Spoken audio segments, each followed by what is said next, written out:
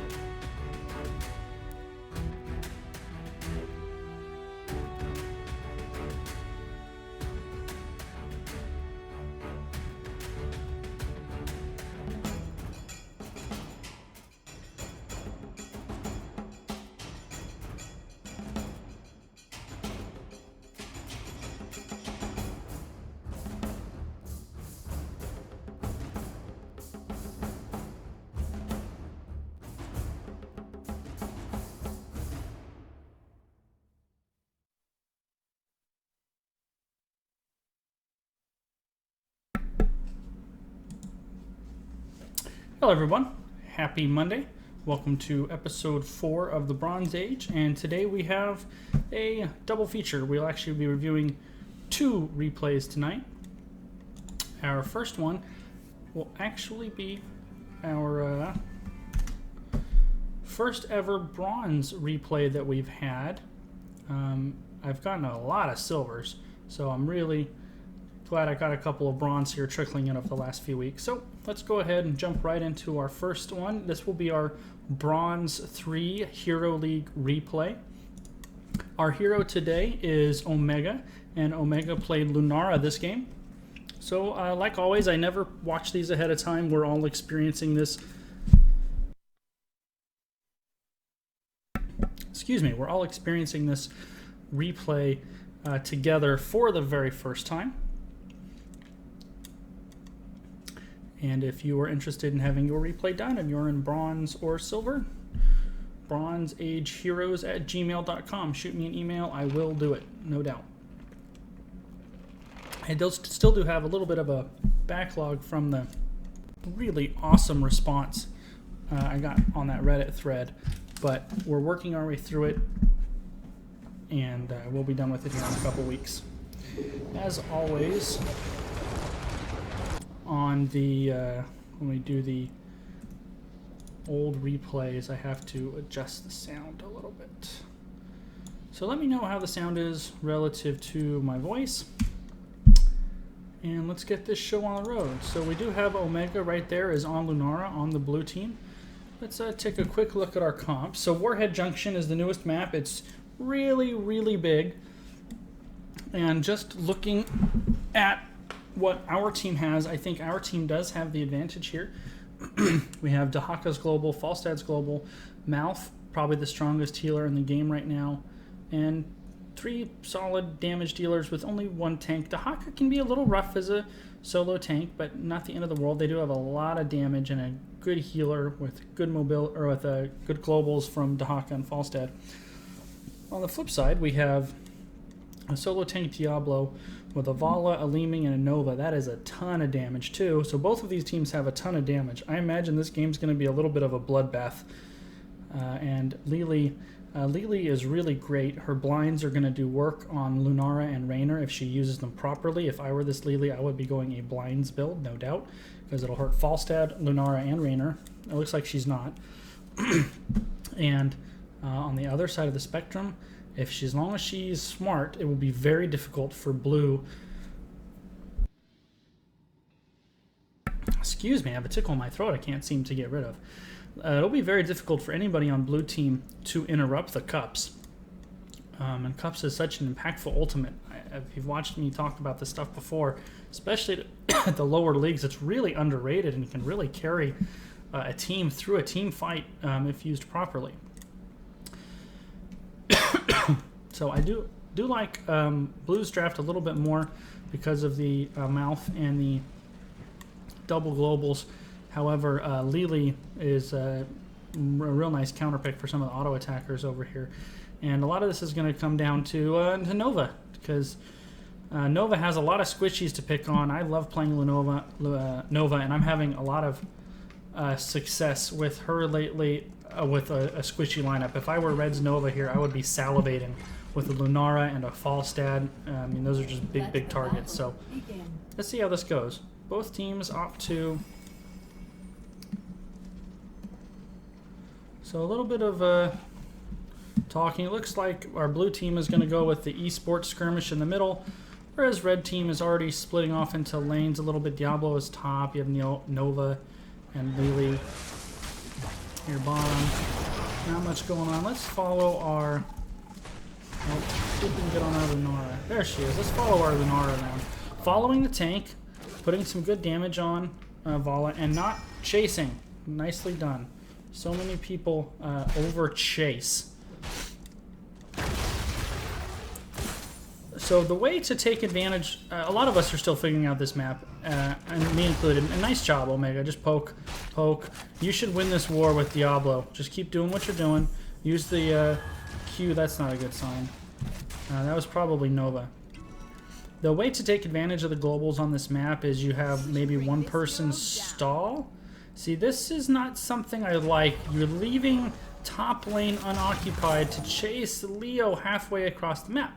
If you stay top, you're actually gaining an advantage over the other team by making sure you're not missing any soak. Soak is so important early game, and that's an excellent notification, Lenore, letting your team know that Diablo left. You want to be very wary of this right here, this vent right here. Now, granted, you can see everybody, but Nova is missing. There you go, perfect. Except for I would leave it right here in that the bush. So what I would like to see if I were blue team and I were shot calling is Lunara stall out top as much as possible. Everybody else can go down this bottom one and then fly up if need be. But nice damage. So far, so good, although this is danger zone right now. So just be aware you have an objective spawning right below you, and you have all 5 members of the enemy team, which includes a Nova, missing from the map. as Nova, you don't need to worry about her 100 to 0ing you until she gets to 7. But after 7, Nova gets a damage spike, and you really need to be aware of her. Update. Warheads have been deployed. So there's a fake Nova. That means you know the real one's nearby. There you go. Now with Malf and Raynor, you guys should be able to secure this because you can see them on the map. Nice job sniffing her out. Put pressure on her, keep her away from Raynor. So you guys traded nukes. That's fine. Nothing wrong with that at all. There you go. Put damage on that Lunara. Don't take that from her, but don't dive towers at you. You're way too squishy to be doing that kind of stuff. So far, so good. Your team is missing Soak in the mid lane. We would like to make sure we don't lose any experienced Soak. You know your team is a little bit ahead, and you're probably going to get a free fort out of this. That's one of the disadvantages to Nova, even though I think she's in a really good spot right now, is her just lack of wave presence. Yeah, nice job. Stay on the real one. There you go. You got her. So Nova's going to die. Good response. That was really silly of Nova. I will tell you what Nova did wrong right there. Is she did it from the backside, back here. If she would have done it from over here, she could have accomplished the same thing by putting a lot of damage on Lunara and then ran back behind her own fort. So that was really silly to try to take on a Lunara 1v3 as Nova. Even if she took you out, your two teammates are going to kill her. So Nova should have done that from over here, put the damage on the Lunara, and then backed up. So far, so good, Omega. You're really doing your thing here. Now all lanes are accounted for, and you guys have 3 people pushing top to get this fort.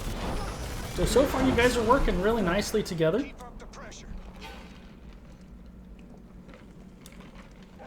Not a bad idea to pull back a little bit. The disadvantage, of course, to pushing the lane so far out on top is it gets more dangerous for you guys to soak the lane. This should be a nice gank. Put the slow on the Diablo. Oh, just missed by the mouth. Yeah, get that poison on him and get the slow. Now turn around and help Raynor. Turn around and help Raynor. No, don't chase Diablo. Raynor's gonna die. So what I would have preferred to have seen, we're gonna back up just a smidgen, just a tiny bit. So your role as a damage dealer, ideally, is to take out the other team's damage dealers. So where Diablo was running away, he's probably not coming back. Oh, this is... Okay, never mind. So when we're chasing that Diablo, he's going to be tough to get once the roots were missed, and he's probably not coming back to the fight. Once Nova revealed herself there, if you and Raynor would have both turned around on Nova, she's not getting away. She has no escape. So we're going to unlock the camera right here. Now, so this is all good. This is all good. This is all good right here. Once he takes that damage, you know this is the real one. And if both of you guys turn on this Nova, look how far she is from safety. Especially your W, which is your slow, is still available. You turn, auto attack Nova, put the slow on her. You and Raynor, I would kill her. I'd be surprised if you didn't. This Nova is putting herself in some pretty tough spots. When you guys play Nova, Nova should be a finisher most of the time. You should be the secondary damage going in there, not the initiating damage, because Nova has very little in the way of escapes, so if you get caught out, she'll die. When you reveal yourself, you want to be killing somebody. This is accomplishing nothing from Nova unless she gets the Raynor. So I would prefer Omega turn on Nova right here.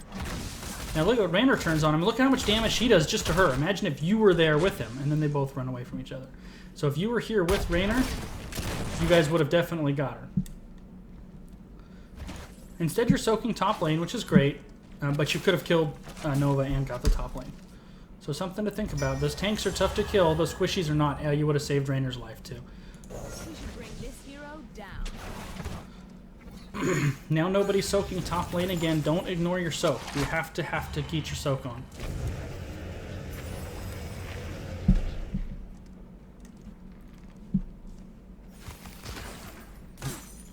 Good Blossom there, but look at all this missed soak here. That's already one wave missed soak in the top lane.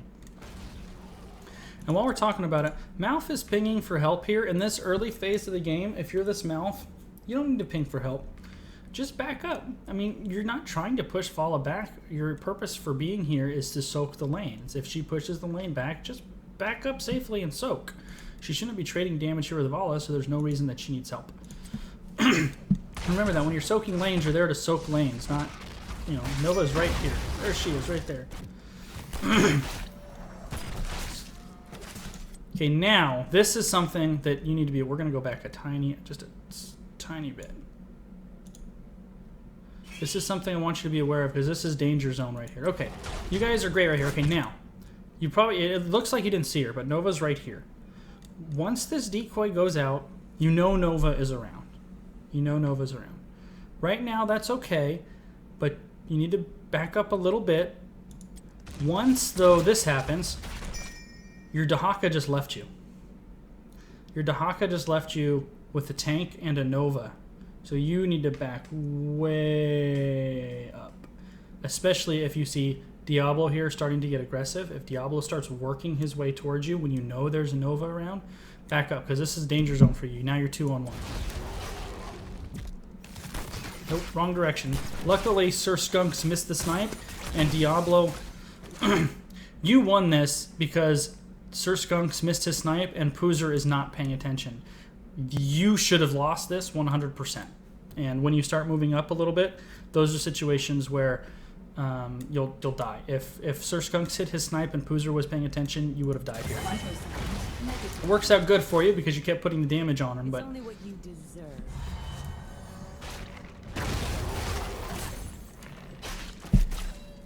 Now, but this you're doing a really nice job at. When you've got a tank in lane, you're doing a really nice job of just keeping the poke on and not getting yourself into trouble. That's really well done.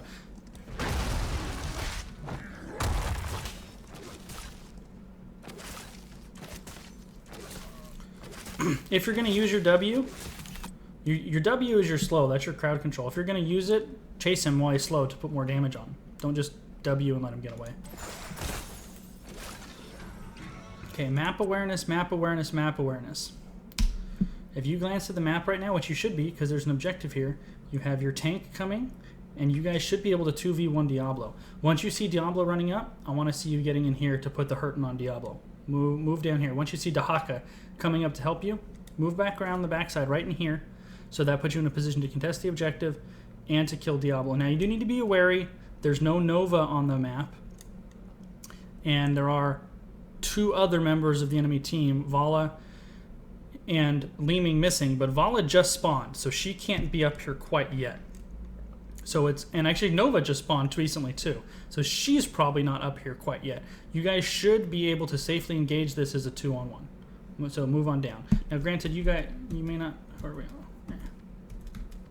Oh yeah, and you guys can see Diablo, so definitely move on down here. Now you see your tank. There you go, perfect. Very well done. And that doesn't matter. You're just getting Diablo into trouble here. There you go. Put the hurting on him. Now use your slow. Use your slow now. There you go. That's how you do that. That was almost perfectly done.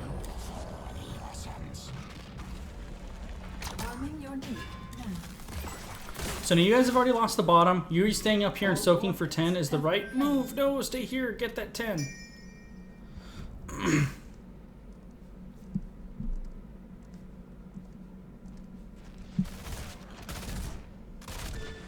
And yeah, don't go in the range of those towers as Lunara. Never, never, never, never. So far, so good. I mean, there's a couple of kind of situational things that you would have, that if this were a little bit higher level, you would be punished for. But so far, no real glaring, terrible mistakes. Once again, though, this is another situation where Nova's around and Diablo's around, so be careful. You guys have no tanks.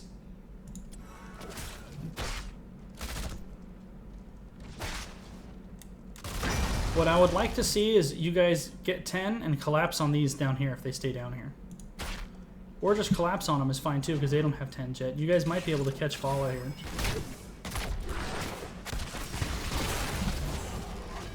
Oh, yep, now you guys need to back up. And this is very dangerous. When you have a character like Nova, or also Li Ming, or a Zeratul, or Chromie as well, any of these heroes that can do damage from a distance, you staying out not you, Lunara, but Falstad in this case, staying out with this low of health is just asking to get killed. He is just asking to get sniped. Good safe rotation there, nicely done. Now once you guys hit 10, ideally you should get aggressive right now. The reason you're not going to be able to is this. You're 3 on 5 in the mid, which is too bad. Your healer is out of mana. Your Falstad really needs to hearth back or tap at the minimum.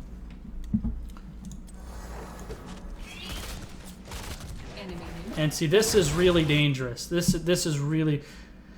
You didn't know Nova was over here, but you knew she was somewhere nearby, and now you're running straight up to a Li Ming and a Nova. If you can burst down this Li Ming with your ulti that you haven't selected yet, you should have picked this already. Pick this right away. You should know what you're picking. A nice job on the Li Ming. Now get on that Nova. There you go. That's the real one. Slow it. Keep on it. There you go. All good. Try to pick that heroic as soon as you can. Because if you don't pick it, you don't have it. Killing spree. And they're right. You need to be using these nukes. If you hold on to them, there's a chance you're going to lose them. Also, the only time you should hold on to them is when you're getting close to minute 18. They hit a power spike at minute 18. So if you use a nuke at like 17 or 17:30, that's a mistake. But this early in the game, use them. Use them, use them, use them. And ideally, when you use them on these front walls, you want to make sure you get the fountain. So drop it like right in here somewhere. These fountains are really important when you're contesting these nukes in the mid lane. If you have a fountain and they don't, and you get into a protracted team battle, that is a decisive advantage for your team and a big disadvantage for the other team. So Raynor is right. You should definitely be using your nukes. And actually, you and Malfurion could get together and pretty much wipe out this fort right here. Don't run from him. Your 4 teammates in there. Get in there and put a hurting on him. I would have liked to have seen you hang in there. Just make it, you know, so he can't get all of you. Maybe move down. So when he can only shoot one of you. But your healer is here. Diablo's not going anywhere. Just put a hurting on him. I want to see you and Malf nuke this right here. There you go. Perfect. No, Raynor is wrong. Should have definitely used 2. Look, you didn't. You barely got it at half. Raynor is 100% wrong. You guys should have used 2. Why wouldn't you? Fresh as a flower. Yeah, why wouldn't you guys use 2?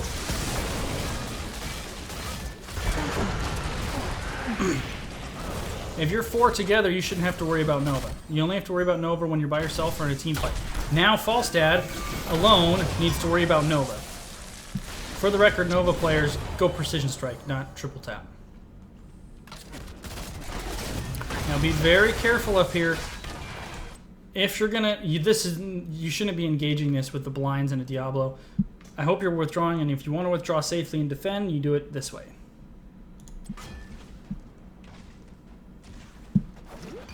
Actually, while Falstad was right, that Nova wasn't good. If that Nova had Precision Strike, he would be dead.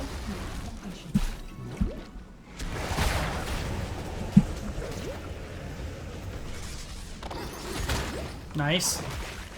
Keep putting the poison on him. And in that case, you need to be moving around. You don't have your teammates to support you. Nice. No healer, no team to support you. So you guys are slowly winning this game. You're up in structures. You're up in level by about a level. Their Nova is definitely on the silly side.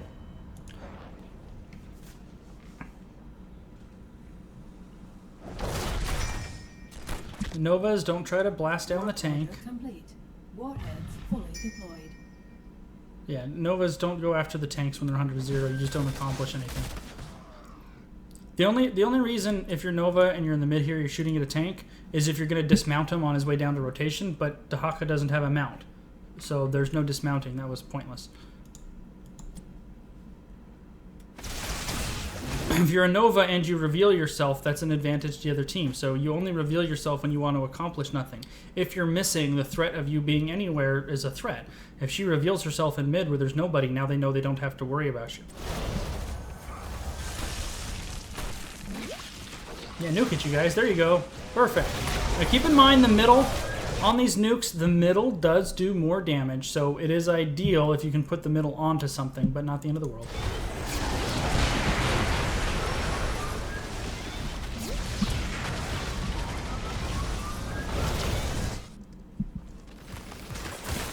Enemy force destroyed. So you guys are doing a nice job. You're really putting a lot of pressure on them. You're taking advantage. Yeah, no kidding, right? Hey, Mitch, what's going on, buddy? It's the, nice job. Way to stand in there. You know you're going to win that. That was really well played. And your poison's going to get her. Just get out. There you go. That's perfect. Stand your ground. When you know you were going to win that, just stay in there. That was really, really foolish of Vala. And foolish of your team, apparently. I don't know what they're doing. So far, Omega, just some kind of small stuff to be aware of. Mainly map awareness stuff. Right now, at this point in the game, with a Nova on the other team, granted we're not as worried about it in this particular game because this Nova hasn't proven to be capable of doing this, but if there is a competent Nova on the other team and you're a squishy character, be very careful when you're by yourself. If you're with somebody, you're probably okay, and if you're by yourself as a squishy hero and there's a Nova on the other team who knows what she's doing, you're vulnerable. So this game in particular, this Nova has not been very impressive. You have no reason to be sorry. You were doing what you should have been doing.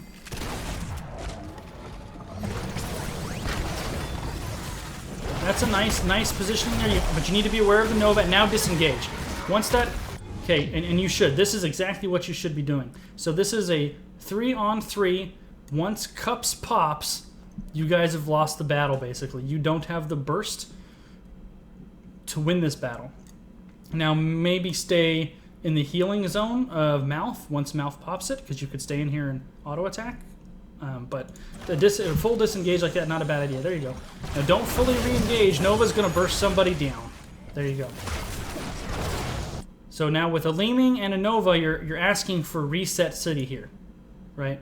Just pull back. Cut your losses and get out.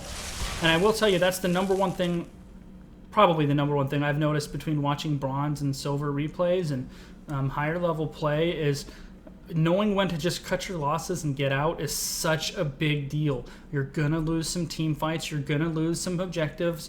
That's okay. Just don't make a bad thing into a terrible thing. So your Raynor died, that's a bad thing. If you guys stick around and die too, that's a terrible thing. So cut your losses and back up. And Falstad just made this into a terrible thing when he dies right here. This has all the makings of a disaster on my end. Granted, he did get the isolation on Li Ming, but if you guys aren't able to follow up on it, your Dahaka is really isolated by himself. I'm very curious to see how this pans out. They are pretty low on mana, though, so you guys might be able to engage this. Falstad just came back full health and mana. Your tank is full health and mana. You're pretty high on health and mana. Your healer's a little bit low, but it is regenerating. So maybe they overstayed their welcome. Let's see. Nice job by Dahaka to get the Leeming. That is huge.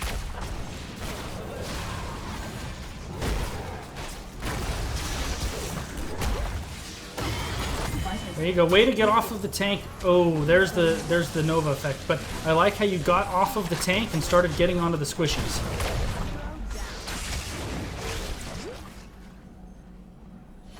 That kill by Nova was the best thing she's done the whole game.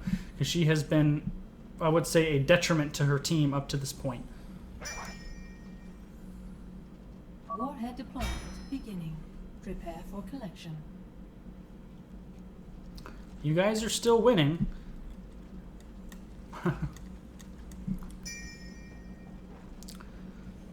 I think the right move for you, by the way, is probably to clear this bottom when you come back. See, there goes Nova being really silly again. Yeah, that's exactly what you don't want to do. If Falstad gets away here, that Nova just cost her team big time. Big time.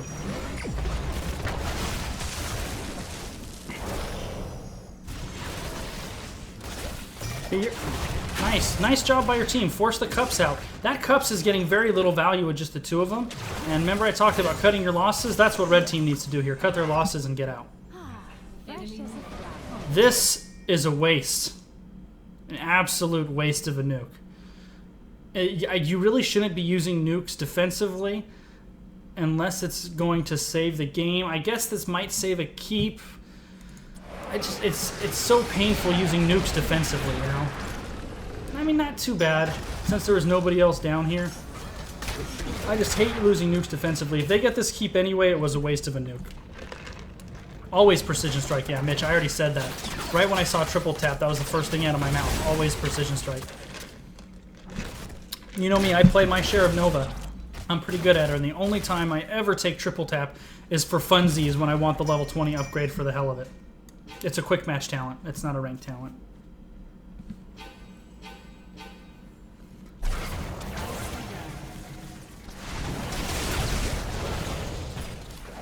This is really, really sloppy, and this is why you don't chase.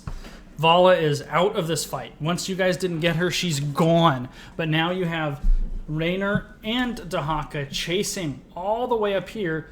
In the meantime, you have these two nukes on your healer and on your squishy character getting, you know, this is a 3, if Leeming turns on this, you could have 4 heroes on the back line here. Once again, though, Nova doesn't finish the job and ends up dying. I'm curious what she took. She took Snipe Master, that's part of it. She took Snipe Master and she's missing so many snipes. I love me some Snipe Master, but for consistency and ease of use, one in the chamber is generally the way to go. You really got to hit your snipes. And I would have liked Snipe Master against this other team here with all these squishies, but she's missing too many to be taking that. So hopefully Raynor is coming back to re-engage, and when Nova messed this up, she's just she isn't taking anybody down. You guys need to be careful about aggroing the boss here. What in the world happened there? I missed how Falstad died there. We're going to go back just a smidgen.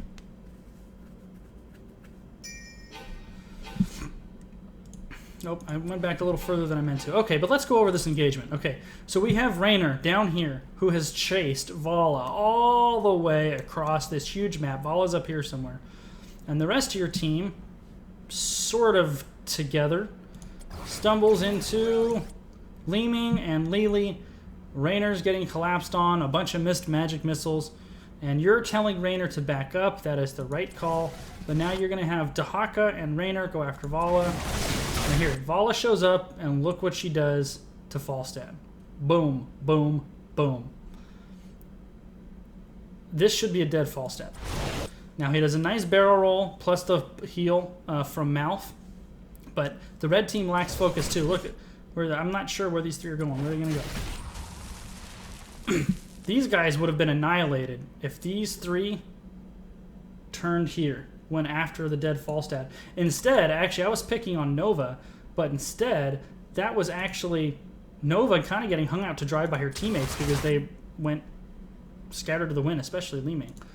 Let's see what happens here. Falstad dies because of an aggroed boss. And it's funny, I said that too. I said, watch for the boss aggro. I don't know if he did it accidentally or not, but when you're pursuing by a boss with low health, you will see savvy players aggro the boss just like that.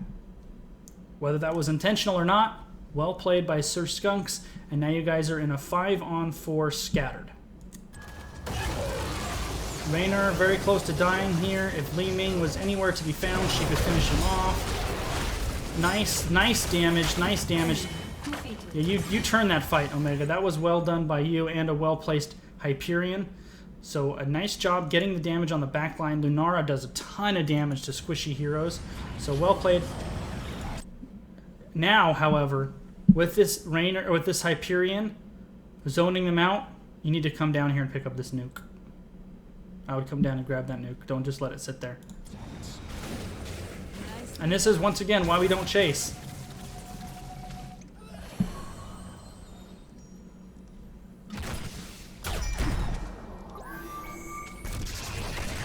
Oh, what a boy, Dahaka. I don't know why nobody is grabbing that nuke. This is, there you go.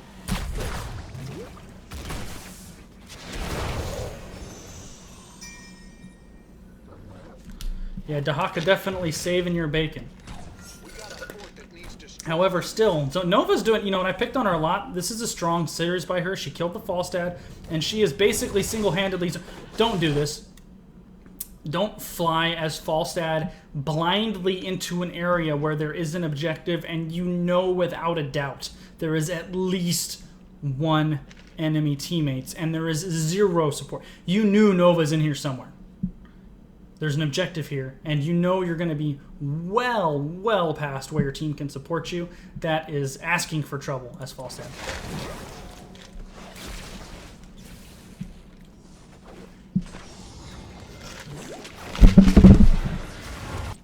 That's not a bad retreat premium. That's kind of a waste. I mean, your team is so scattered. You guys almost have to give it up.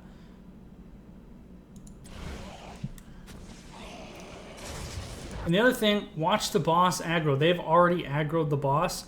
It's going to be very hard to channel this with an aggroed boss right here. And Falstad already learned once the hard way. Furthermore, if they're down here and they try to channel, you could aggro the boss to prevent them from channeling.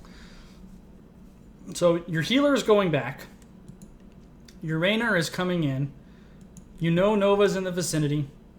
This is a really scattered, kind of all over the place game. You can't channel with the enemy objective in there. Great leaping strike. Great. Leeming must have taken glass cannon because she got obliterated. Yeah, that was a really well played leaping strike, and a nice job to keep your damage on Lily here. Keep it on Lily, even though the blinds are going to hurt you. Keep poking her. There you go. Nice. You force the cups out. Now don't fight through the cups. You're not going to accomplish that. Get up here and help your team. Yeah, see, once she popped cups, you've lost her. You're not going to get her. Get up here and help out your team a little bit.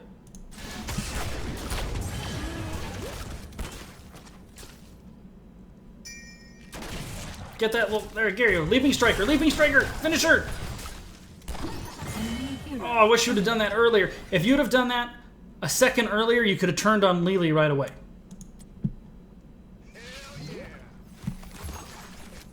Hit your W, get that extra poison.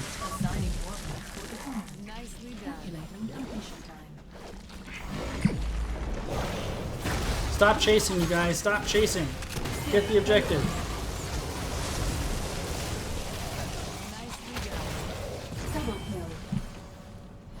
Well, it was a long, tedious path to getting there, but you guys finally secured the nuke. Your Raynor is a salty sailor. He's right, though. You know, the longer you guys hold on to the nukes, the higher chance of losing them. Speaking of nukes, 3 nukes on this map is a win condition. You guys have 4. It's hard to coordinate in Hero League, however. If this keep were down, you guys could nuke the core with 3 nukes. Just so you know. That'll win the game. This is a good call. They have 2 people down. You guys should, and you guys have the creep wave with you. This is absolutely the right call. That wasn't. All right. What went wrong there? Holy moly. Holy moly. Yes, after the power spike. But I mean, even if you have a team of 5 and you drop 3 nukes on it before the power spike, the other team is really hard pressed to defend that. We did it the other day.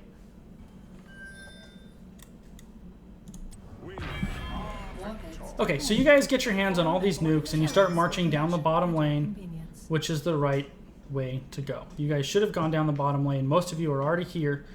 So what went horribly wrong? Why did you guys get obliterated? Your nuke now.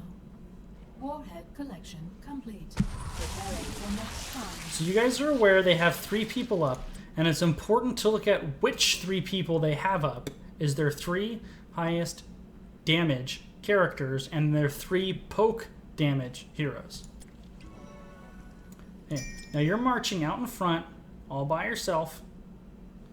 I would be with the wave, waiting for Falstad and Dahaka should get here pretty soon. They both have globals. Just wait down here and push the wave up. It's too far forward. Too far forward. Right here. I mean, because you're not going to tank the tower shots, so don't be that far forward. And there's 3 of you and 3 of them up, and you have 0 vision on where they are at. None whatsoever. So you guys need to be waiting for Falstad and Dahaka, or at the minimum, waiting for this wave to come in here. Okay, Raynor makes the first mistake by tanking the tower shots. It's not okay. It's not okay. You guys need to bring this up and clear the wave, bring the minions up in here, and get Dahaka and Falstad down here with you. Let's see where everybody is. Look at this. Oh, Leeming is coming. I was going to say, that's even without Leeming. So Raynor goes to tank the tower shots. You follow him in there. You guys start to drop your nukes, and Vala and Nova and soon-to-be Leeming drop all of the damage on you. Dahaka lets you guys know he can't be there for 19 seconds, and Falstad is way back here. This would have been much better if you guys had waited for just the wave to get in here. You would have had vision. You wouldn't be tanking tower shots because Raynor's getting hit by tower shots here. And you would have seen the ambush coming by simply waiting for the minions. Okay, there's the Vala strafe, the Nova exploding of Raynor, and now you have Leeming coming in here to mop up with Vala. And there's the triple tap. Falstad ate the triple tap for you. You guys just lost a nuke and any opportunity you had to take out this. Yeah, don't be dumb about it. They could have just... Really, all you guys had to do was wait for the minions to get in here, clear out the minion wave safely and wait for the minions, and waited for Falstad. Then you would have had a 4-on-3 at worst. Instead, Raynor dies, you lost a nuke, and you lost your advantage for right now because all of you guys have to go back then. That's a nice slow by Falstad, a good disengaging route. Now you guys all just need to leave. Yep, I mean, this is done.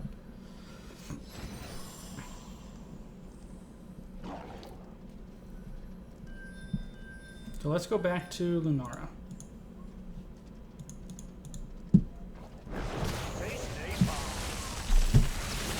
By the way, at this point in the game, I don't know if it's worth it to use the nuke. The power spike hits at 18 minutes. You're at 16:22. I would say at this point in the game, better to hold the nuke until the power spike. Keep it up. It's a big power spike. It makes a noticeable difference.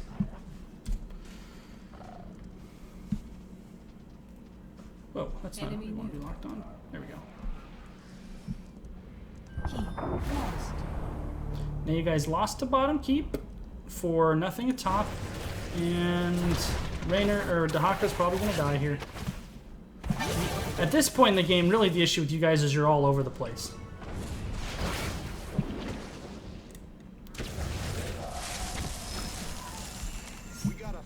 You aren't together, which leaves the squishy characters vulnerable to Nova.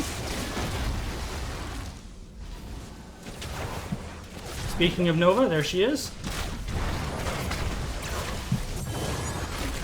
Wow. And once again, look. Whenever you have an engage, and then this is just good habits to get into.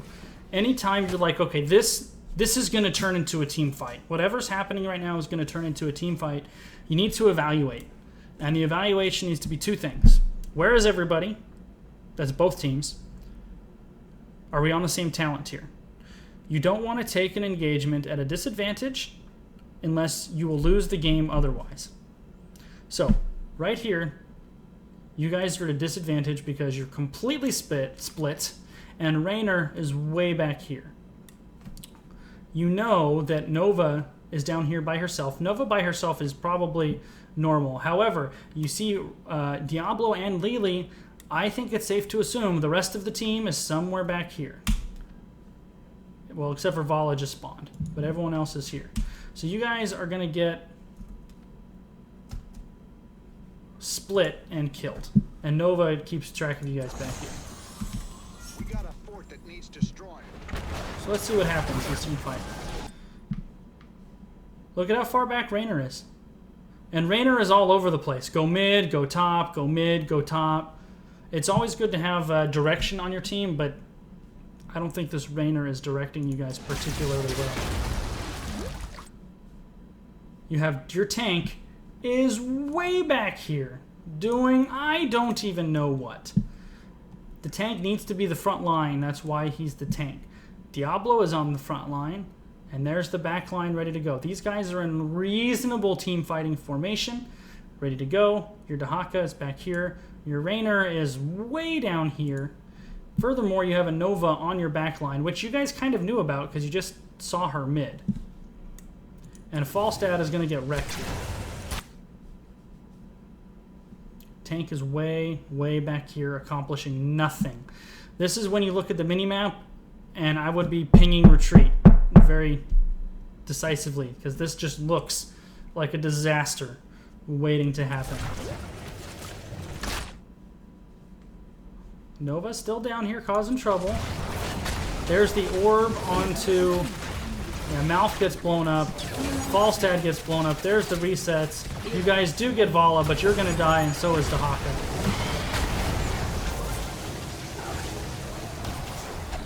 Wasn't worth it to get it off. What did it accomplish? Nothing.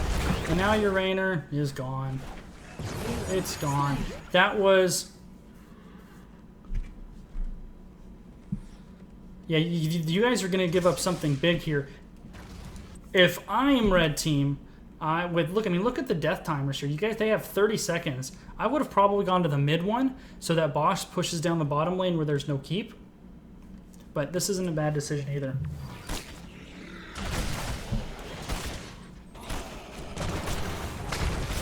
Yeah, Mitchell's right with the leaping strike.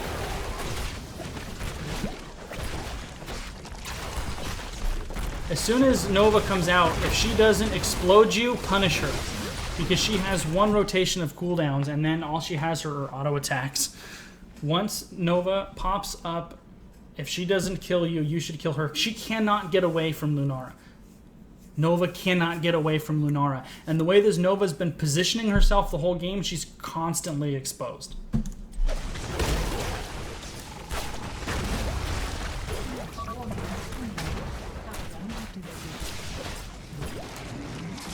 And this Raynor is kind of making the teammates feel bad now. The only thing you guys did wrong on the top lane was putting yourself in a disastrous team fight.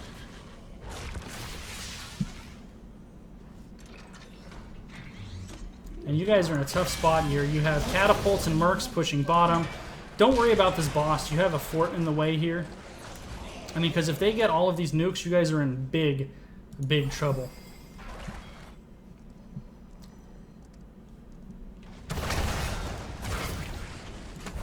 This is another one of those check out the mini-map things. So where's our Lunara? Where's she? Okay, here's our Lunara.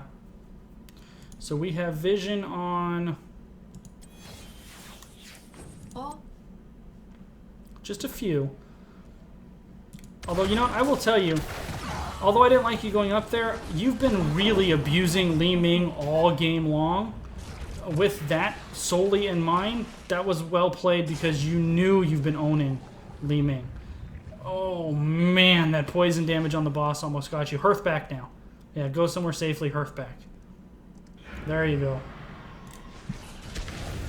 I am really, really surprised that you guys managed to get 2 nukes out of that, to be frank.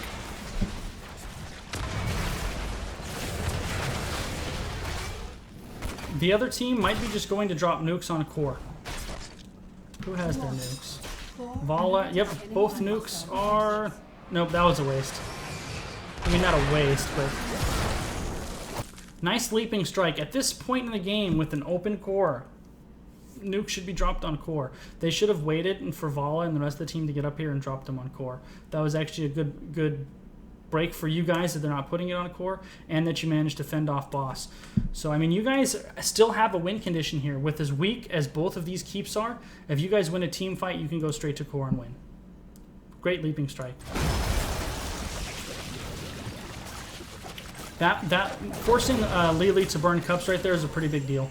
That's twice you forced her to burn cups without her team benefiting from it, which is a big deal.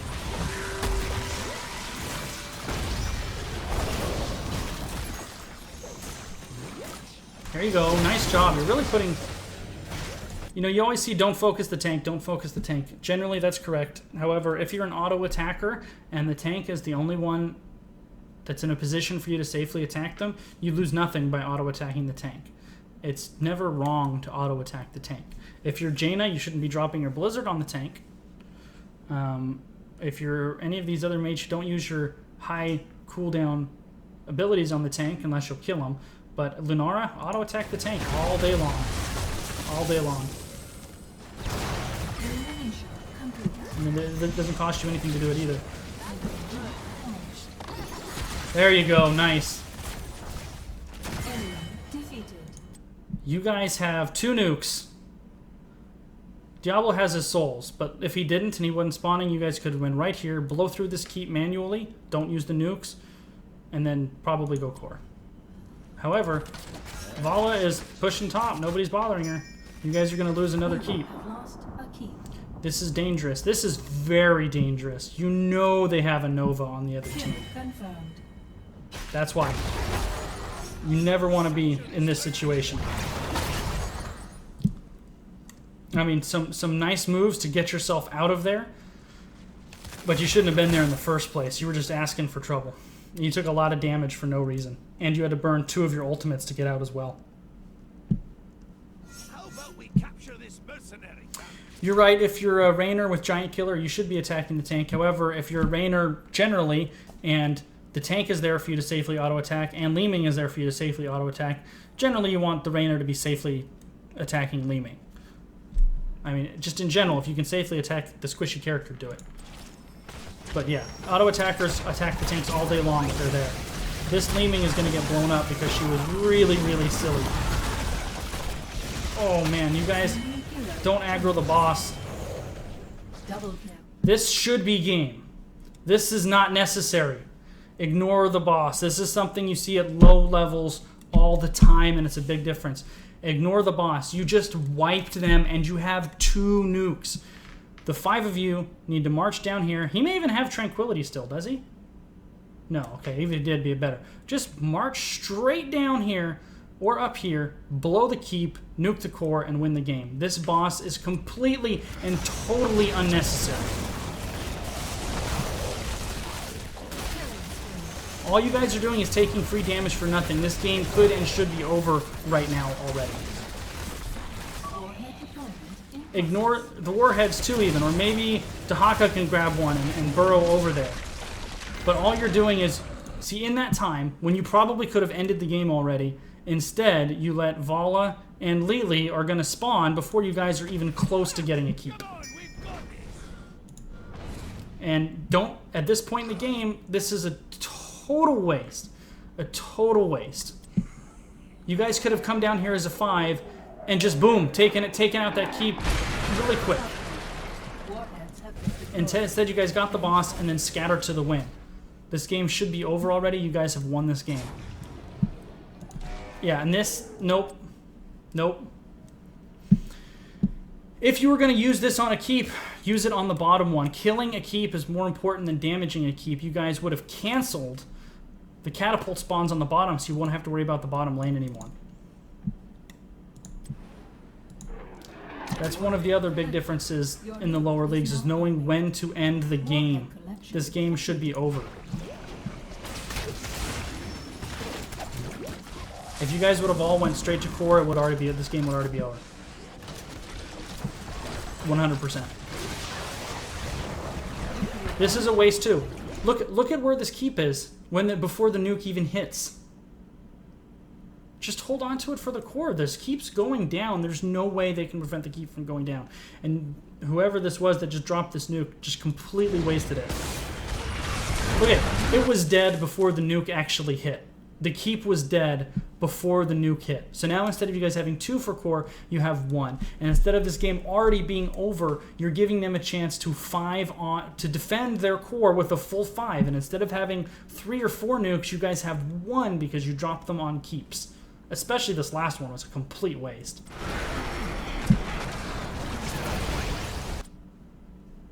You guys aren't pushing with the boss. Trying to get Nova. But that's the real Nova. Wail on her. There you go. Here's a mistake by Lunara, and this is something, this goes back to a map awareness thing that I've been kind of pounding on a little bit here. Okay, so here's the wasted nuke. Now you're back here with Mouth, and Vala reveals herself. Where is she? Let's see. Here she comes. Boom. She does something stupid. This is dumb of... Unless she kills somebody, this was really dumb. And she doesn't kill anybody. Okay, so you do the leaping strike, putting all this hurting on Nova, which is fantastic. Okay, but now you're letting her chase you away. Your healer is right here. Don't run from your healer, run to your healer. Stutter step and attack along the way. Attack, move, attack, move, attack, move towards your healer. Your healer can't heal you if you head out of her Q range. Right? Can the healer heal you out here? Nope. But if you were over here, he could. Enemy defeated. Double kill. And look at this. You guys still aren't attacking the core. I hope all of you turn around and get on this. You're 5-on-3, and the boss is still at like 30% health. All of you need to turn around and get on the core. Furthermore, Malf still has tranquility. Alert. Your core is Glad I witnessed that one. This is twice that you guys could have won the game already now. I don't know what Dehaka is doing. This is the right call. You guys need to be on the core right now. Get tranquility in there, Mal. Encourage them. This is one of the things you see Kyle Ferguson harp on a lot, is encouraging your teammates. Cups is really good about it. You pop Cups early, it encourages your teammates. If Malf pops Tranquility here, it encourages Lunara and Falstad. They're less inclined to think that they're just going to explode in a second. So pop Tranquility, Malf. That's twice. This game should be over already. Twice. destroyed.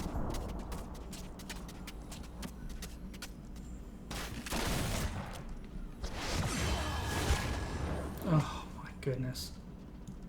What happened there? Okay, Raynor is doing this. Okay, he gets a second keep. That's great. Shotgun. Shotgun her away. Shotgun her away. There you go. Too late. Way too late. And the Q, I think, got Raynor there. So this is 2 times your team could have won already, and 1 time your opponent's team could have won already this game. Capture this mercenary camp. I mean, with 5 heroes on core, they burn that thing down in about, what, 10 seconds, I would say? At this point in the game, 5 post-level 20 heroes, you'll burn the core down in about 10 seconds. If you can pull it off, something to consider. You know they're down here, the boss is open. It would be 5 on 4, though, so that would be pretty tough. Ah, come on, we've got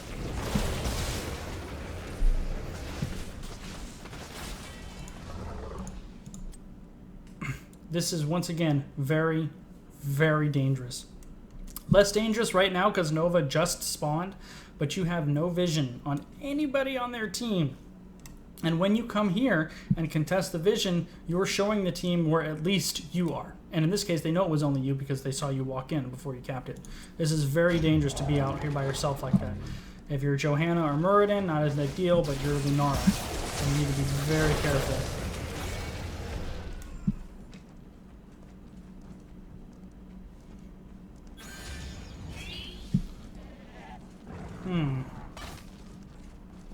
Well, you guys are having a 5 on 5 here. Nope. This is the call. I was just going to say, back out because Raynor is dead. This would be a 5 on 4. Everybody should be backing out of this. You guys shouldn't have even have been there.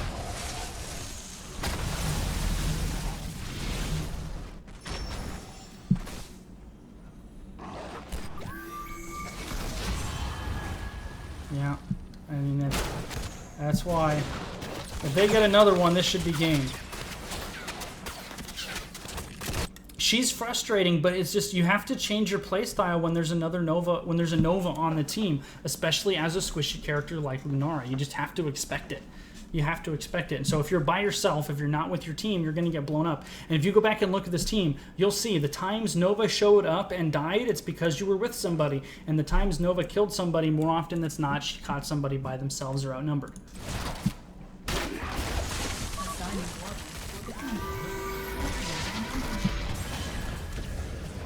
This game should be over right now for you guys.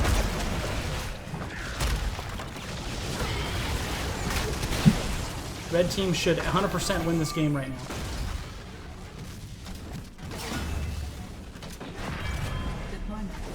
See this? The warhead. This goes back to, again, know when to end the game. What is Li Ming doing? The core is at 67%. All of her teammates are over here. These nukes are just basically irrelevant.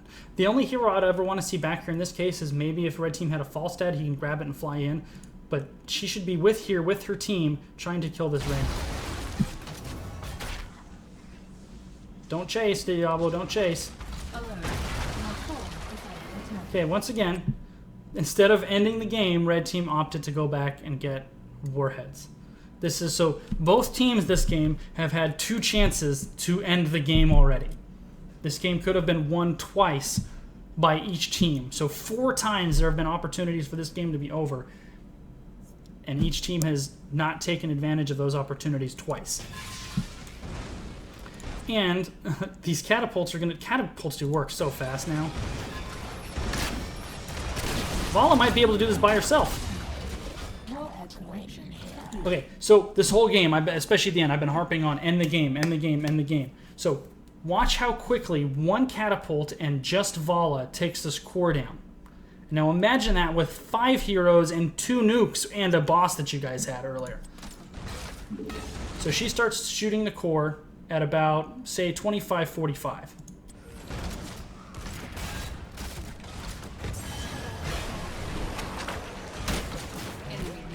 Oh, there you go. Nuclear launch. There you go. 2 nukes from 67%. You guys had 2 nukes and a boss and all 5 members of the enemy team.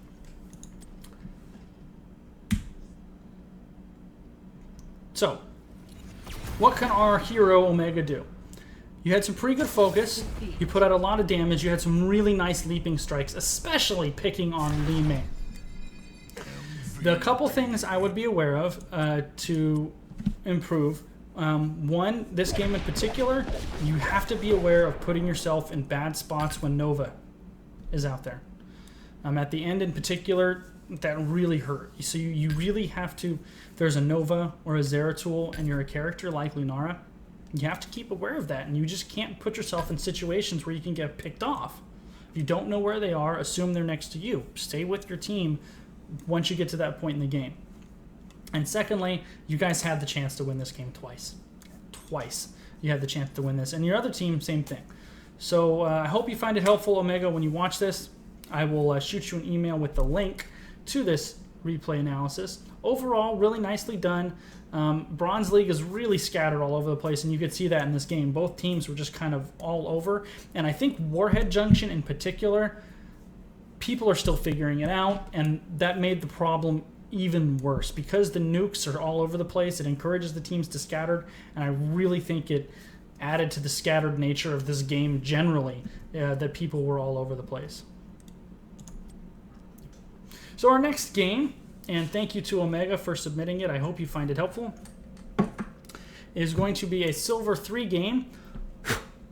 Our hero will be on Tychus on Dragonshire. Dragonshire is my least favorite map to play in Hero League, and it's not the map. It's that of all of the maps, I think you have so many different ideas of what should and shouldn't be done that it's the easiest one to create conflict within the team. So if you have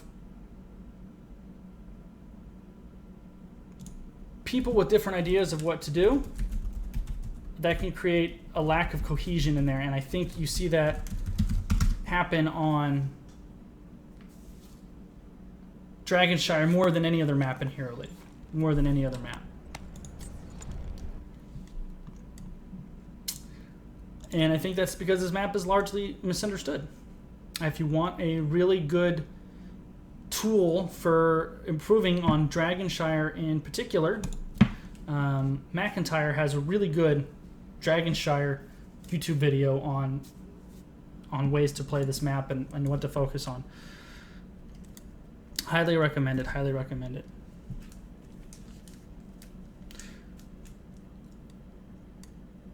So generally what you want on Dragonshire is a strong solo laner. It's really important that you have a strong solo laner, because if you have a solo laner that can win the top lane by themselves, that takes a lot of the pressure off of your team. It's one of the reasons Thrall is really good on this map. Same thing with Zagara, both for the vision and the lane bullying. So the way it's done at high level play is you have a solo laner top, and then you have a 4-man bouncing between mid and bot, mid and bot. You don't see those 4-man rotations at silver and bronze level Hero League. So I think the right mindset to do it for those of us not playing at high level competitive, which is most of us and probably anybody watching this, is you want to leave your solo laner at top, and you want to have the mindset not to get the Dragon Knight. Of course you're trying to get the Dragon Knight, but the mindset of the team should be to control the map and to control the lanes and to get picks. By controlling the map and controlling the lanes and getting picks, doing those things will allow your team to get the Dragon Knight as a consequence of the map control and the picks. So it's not focusing on getting the Dragon Knight, it's focusing on the things that will allow you to get the Dragon Knight if you do them. I hope that makes sense. Controlling the lanes is really, really important. Once the lanes are pushed out, it gives you much better vision on the map to determine who is rotating where on the opposing team. And unless you're in a situation to get the Dragon Knight, either through picks or mostly it's going to be picks. It doesn't matter if you have both or not. As long as the other team doesn't have both, you're okay. Why are we... Well, I think my game froze. So let's try this again. Okay, well, Heroes crashed. So we're going to open it up again and try take 2.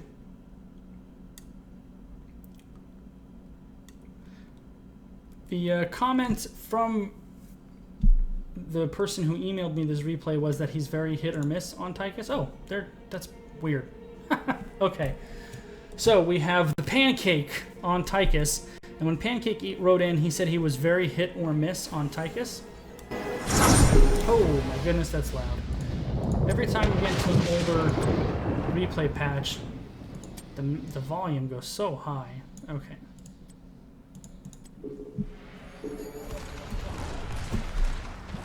Tychus is really good right now, and especially with against double tanks, he just puts out a ton of damage.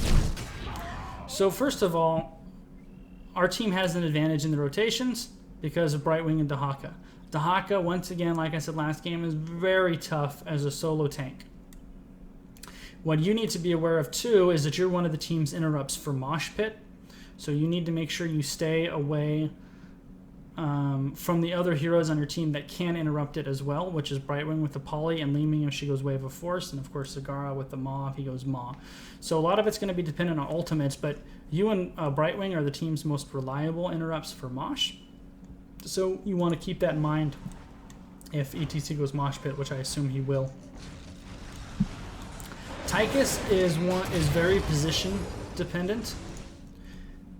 So you need to put yourself in a position where you don't overextend, but you can put out that heavy damage.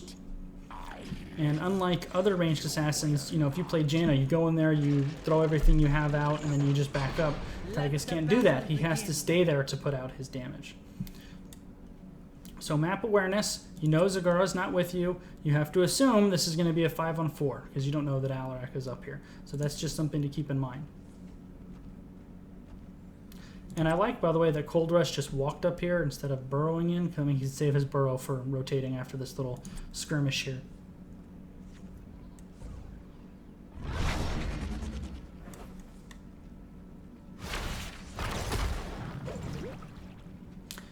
Also, since you're going to be using your grenades to interrupt the Mosh Pit, that means you really want to try to keep one, make sure you have it. You know, you almost don't want to use it until you know that ETC doesn't have Mosh Pit.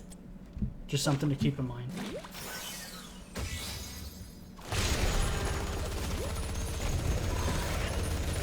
I was just going to tell you to start moving around, but you did it. And there's no reason to stand still as Tychus. If for no other reason, when you move, you're harder to hit with skill shots. If you're just standing there, you're an easy mark for Jaina's Q, for example, or Rainer's Q. Yeah, so keep moving. Don't stand in that. Nice.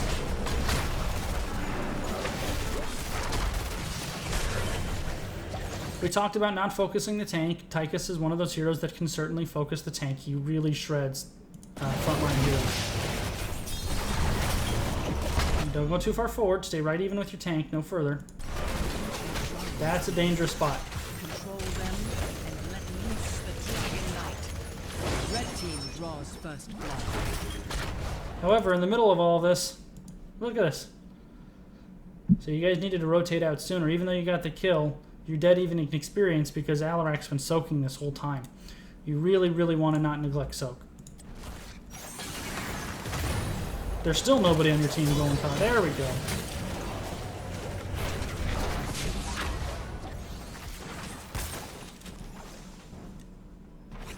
Still nobody went top. Where did Li Ming go? She started to go up here.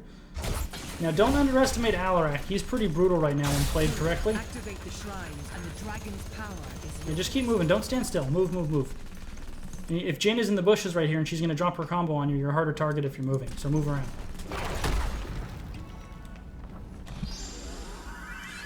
This is the advantage your team is going to have with the globals. And by the way, that was a perfect example. Like a perfect example of what I was just talking about. Remember I told you don't stand still. Move, move, move, move. Watch what Alarak does. He stands to skill. Watch how easy Alarak makes a skill shot for Dahaka. He's just standing there. Even if you're just shimmying back and forth, a moving target is harder to hit than a stationary target. Well, yeah, there's no skill involved in that. Keep moving. You stop moving. Move forward. Chase him.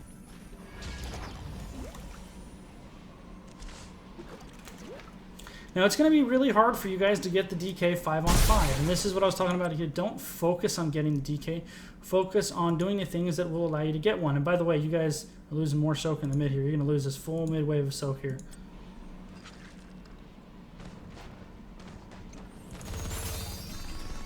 Yeah, good. You guys really want to focus on soak, getting a level lead, and getting a pick if you can.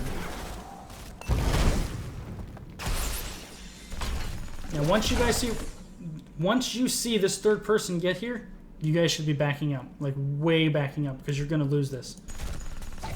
There you go. I mean, look.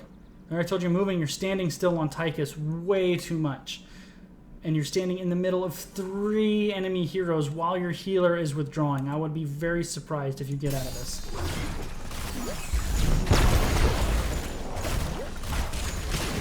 There you go. You stood, like, you literally stood still in the middle of 3 enemy heroes. Tychus can move while attacking. It's like one of his things. Move while attacking. And as soon as Raider showed up, that was an instant disengage for you guys. Just back up. If you can't, let's say you stood in there and captured the point, it's not going to matter. They have the bottom one, so what are you actually fighting over? And the answer was nothing. And same thing by Dahaka here. What did that accomplish? Nothing. Why waste the cooldown on it?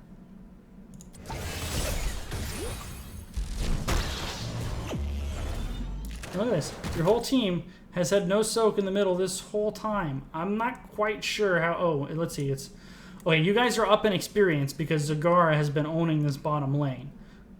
But this mid lane is about to go down too. And you guys have missed out on a lot of soak in the mid. I mean a lot of soak. For the record, Jaina's, that blizzard was a waste. If she instead used the blizzard right here, instead of on this tower, if Jaina used the blizzard here, you're going to instantly clear the wave. And then your wave is going to go into these towers and do maybe just as much damage as well as burning tower shots. So the wave really should have, or the blizzard really should have been on the wave. Okay, our boy Tychus is getting up now, so let's see where he is. Just spawning from death.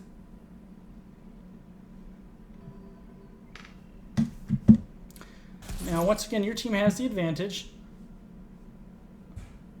which is good, but you're not going to get it 5-on-5 and there's nobody mid, so you shouldn't really worry about it. You guys are investing so many resources up here, and mid continues to go unsoaked. And actually, look, you can see it already. They've caught up in experience because of it. There you go. Keep moving, keep moving, keep moving. Not into the tower, though. There. That was a good disengage. Don't get the bloodlust. Nicely done. But move even while you're standing here. Keep moving.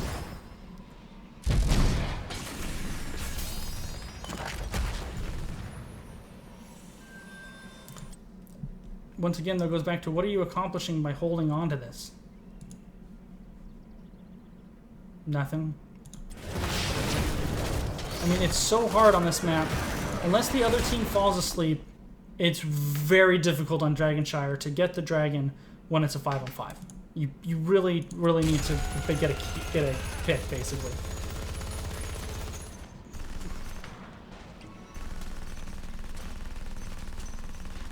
Now, if you saw him, I don't know. Let's see. Could we see him?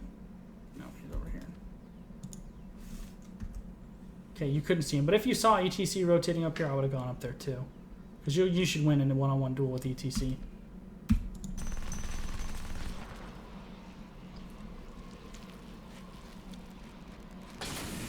Now, same thing. This is great. You should win against ETC.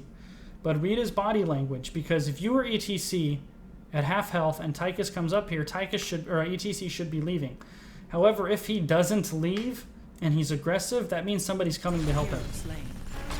Right? So when he starts doing this number, one, keep moving, don't stand there. But once ETC goes forward instead of backwards, look, you're killing him. He's going to die. So you need to ask yourself, why is he going forward? And the reason he's going forward is because Alarak's on his way. Now, this should be an instant disengage once again. Instant disengage. Much better. Much better.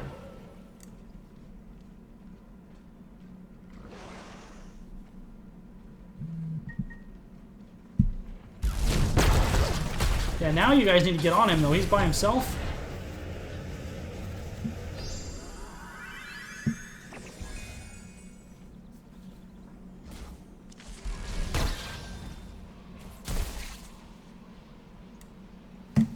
I mean, you guys are controlling these, but like I said, you don't need to worry about getting the DK because you're not putting yourselves into situations to get it because you're not getting any picks, which is fine. Just control the early part of the game. There's nothing wrong with that. You'll see high-level games go 15 minutes into the game. See, look, you guys are winning this early part of the game because Zagara is putting so much pressure on the bottom part of the map. I mean, Zagara has really done a nice job down here. Plus, she's got good vision to keep herself out of trouble. You guys keep soaking these lanes and keep putting pressure on. You'll be in good shape.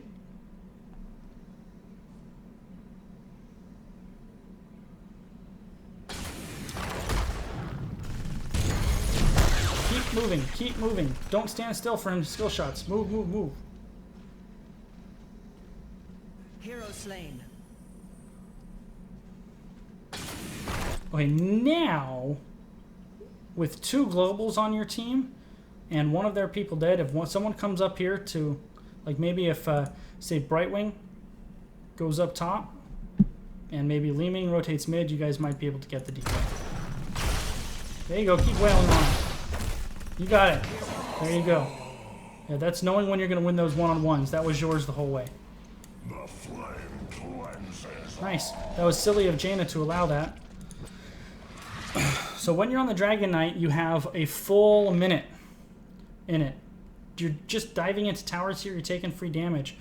He should have put his Fire Breath on the minions, hit a couple of them, and try to bring this minion wave with him. Furthermore, when you're on the Dragon Knight and you're going to attack the towers, you attack the top tower from up here, so the bottom tower can't shoot you. Or you attack the bottom tower from down here, so the top tower can't shoot you. There is no reason to get shot by both towers. Yep. See, that is exactly what not to do.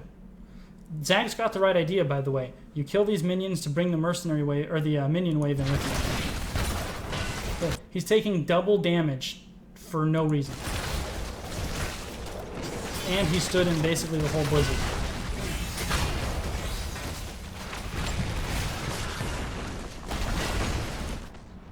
And by the way, staying up here is... By the time you rotate down, this is probably over. If I were in your situation, I would probably stay up here.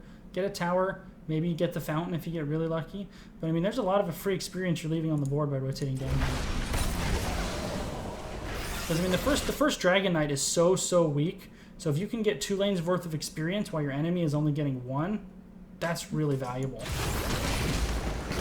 And also, people, don't stand in the blizzards. Look at this. He rushed people rushed his terrors in the DKs. He has 30 seconds still left on it. He could have been much more patient. See what I tell you? By the time you got down here, your team was withdrawing anyway. if you were up here, you could have finished this tower off. And be soaking this minion's wave worth of experience.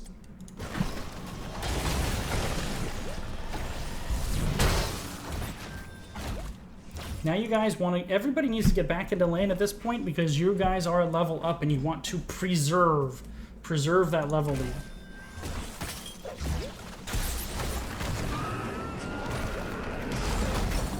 A nice grenade, a nice little peel for Dahaka there. It's small things, but well done.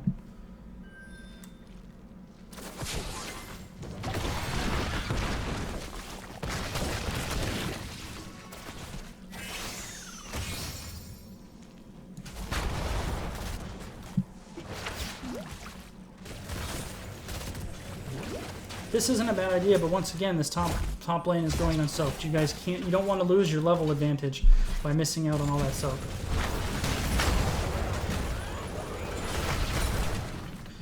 And Jaina's, if you really want to drop a blizzard on the tower, try to time it as the minion wave comes through if you can. It probably wouldn't have worked there because she had to leave, but if you can time the blizzard so it hits the tower as the minion wave comes through, that's perfect.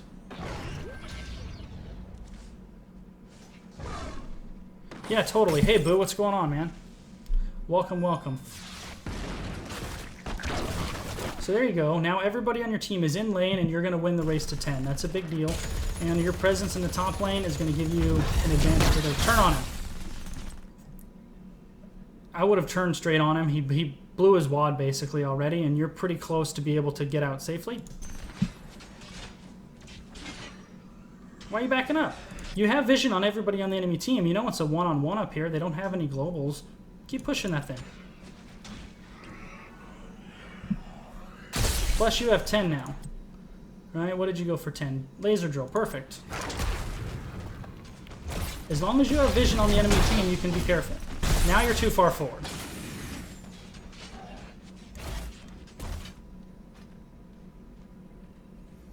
So now your team should be getting aggressive right now. They have 10s, your enemy team doesn't, and they just got a pick. Oh man, look at this fort. It's just ripe for the taking right here. Ripe for the taking. Soon the shine shall awaken. I want to see these three go right in on this fort. All three of them. They don't. This is something you see a lot in Bronze and Silver too, is wasted opportunities. Now, we talked about it earlier, I mentioned it briefly. ETC took Mosh Pit. I really want to see you hold on to that grenade. That grenade has Mosh Pit written on it all the time. Unless ETC has just used it, hold that grenade. You're going to save your team at least once this game if you hold on to that grenade and don't get caught in a Mosh Pit. So just be aware, that's your job. Take that upon yourself. I would kind of like you to be up here. You guys might be able to do something with this fort. You know Alarak's in the top lane. I would like you to be up here with your team right now. Well, they're not going to push it anyway, so actually that didn't really matter because they didn't push it all.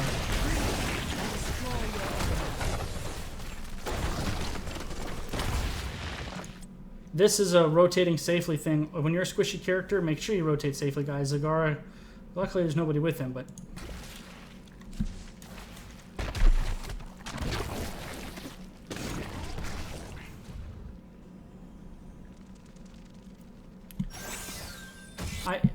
What I mentioned earlier is that it's so easy on this map in Hero League for teams to not be on the same page because everybody has an idea of what you want to do.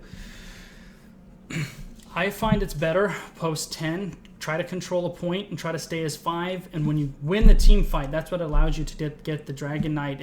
If you're scattered all over the place as a team, you know, you have 1 in one lane and 2 in another and 2 getting a Merc camp. If you're not intelligent about how you do that, it gives the opportunity for the other team to get picks that allows them to get the Dragon Knight. And this is kind of what I'm talking about here a little bit. If you guys go down here, you're going to get wrecked. So I hope you guys don't come down here. Your vision... Where is it? No, wrong side. This is your vision right now. So you have literally no vision on the enemy team other than they just captured the bottom... Yeah, he does, Boo. And also, I was just saying before, McIntyre has a really good video on this map specifically as well.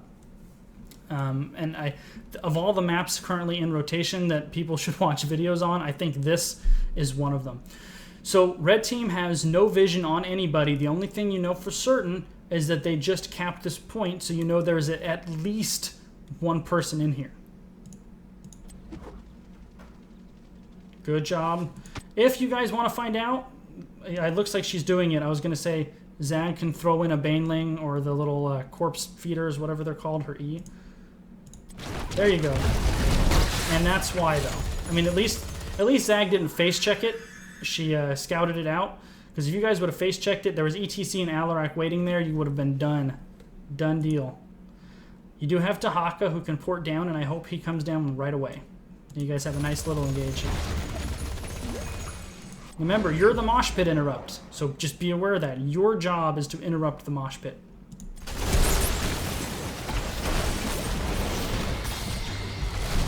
Oh, that's a big deal. And all of that happened because your team took a 5-on-4. Dahaka's still on the top. They got around the backside to your squishy characters, and then the Alarak dash really finished the job. Anytime you go into a team fight, you have to evaluate. Are we on the same talent tier? Do we have as many people as they do? Don't take a disadvantageous fight unless you'll lose the game otherwise. There's nothing to gain here. You lose the bottom shrine, Dahaka's going to get the top anyway. So there's no reason. And this is a mistake.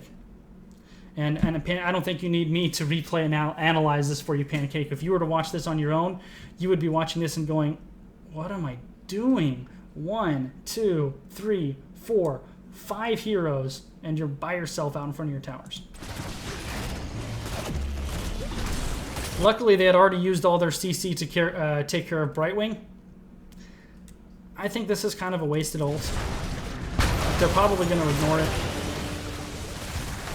Or Jaina's going to be really silly. But once again, these are fights that you guys shouldn't be taking.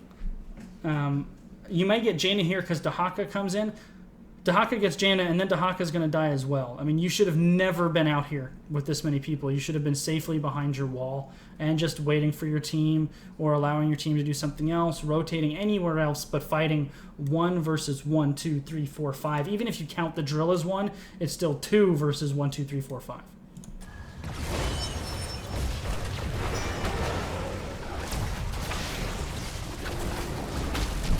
So now you and Dahaka and Brightwing all died, and that's a 3-4-1 in favor of them, and they should get the second Dragon Knight of the game right here. Although they are pretty low, Li Ming might be able to, I mean, look at that. If Li Ming gets 1 reset, she could clean house with this. It's one of the powers of Li Ming. However, if she stays and gets caught like this, she could also get wrecked just as fast. She just threw out her biggest damage with the W and missed, so the only thing she has right now is her Q, her Mirror Ball, and she didn't take Calamity, so that's it. I would be surprised if Alarak catches Li Ming afterwards. Li Ming's probably going to die. Oh, what a wasted mosh. Oh, brutal.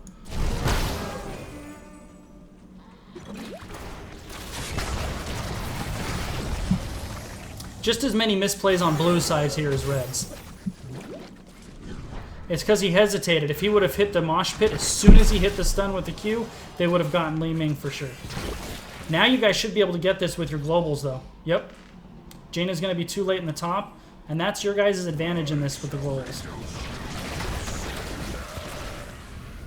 You guys kind of fell into that one a little bit.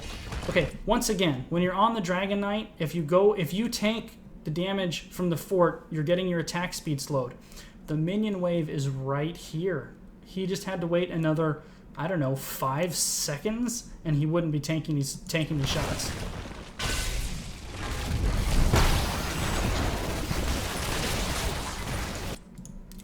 This is irrelevant. These minion waves are going to cancel each other out. You have a 5-on-5 brewing here, and you're not here with your team, and you're one of their primary damage dealers, you and Li Ming. You have to be here with your team. Yeah, but he hesitated on the mosh. The mosh was wasted because he didn't catch Li Ming, not because he used it.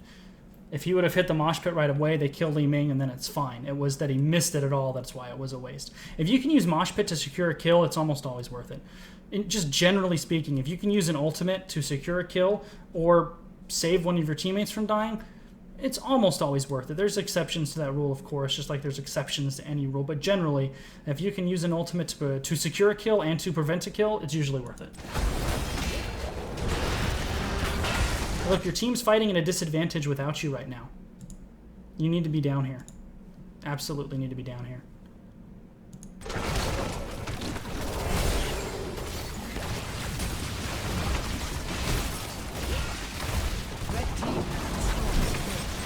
Look, you can see ETC is posturing to isolate out your teammates. He's ready to power slide just like this.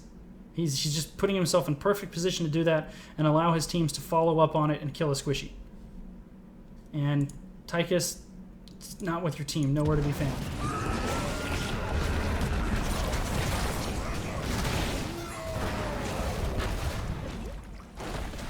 There you go.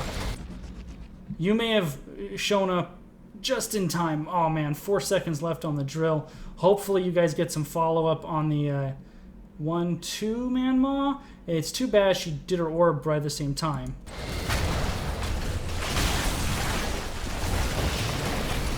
Oh, Li Ming didn't get any resets. If Li Ming would have gotten a reset there, that would have been so gold.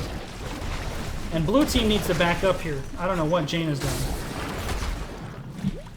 See, now look at this though. Why are we retreating? Why are we retreating? Look, compare the health bars. Compare the ultimates. Compare the talent tier. Yeah, Mosh was still down, but he could have still isolated somebody just with his regular kit. I want to see red team really push here. You've got the minions with you, sort of. All of their stuff is down. All of their health is down. You could put the drill down to zone them out. I want to see a push here from red team. I mean, Mosh is awesome, but ETC doesn't need Mosh Pit to isolate somebody. Put your drill down now. This is a confirmed 5-on-5. Put the drill down. Yeah, ETC Alarak can be pretty brutal.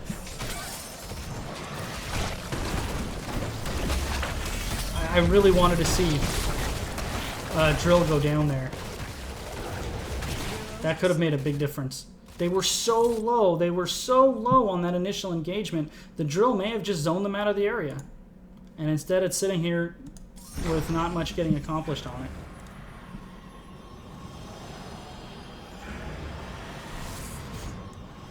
This is a pretty good decision by blue team. Also, nice job of ETC. When you guys are taking these objectives, the tank should always be in the aggressive position. So if red team rotates down, he rotates onto ETC and not to Jaina. That's really basic stuff, right? So when you're playing a tank and you're taking merc camps, position yourself so that you're the person to intercept the enemy team should they come. And if you're a squishy hero and you're taking a merc camp, position yourself safely so that somebody else catches the enemy team and not you.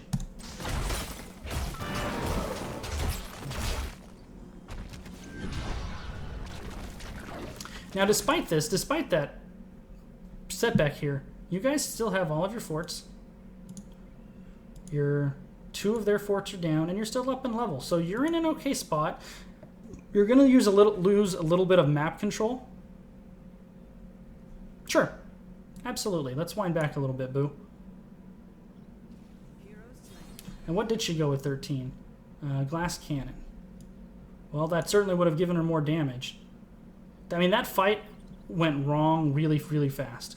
Okay, so where is everybody? Everybody's here. This is when things were looking really good for you. This is when I want that drill out right now.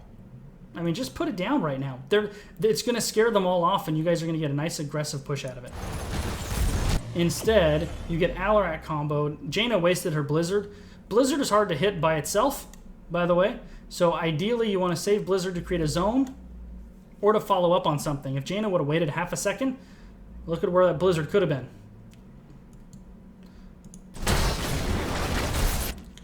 And she picked Glass Cannon already right here. Right when the Maw went down. Okay, we can do that. That's probably too far, actually.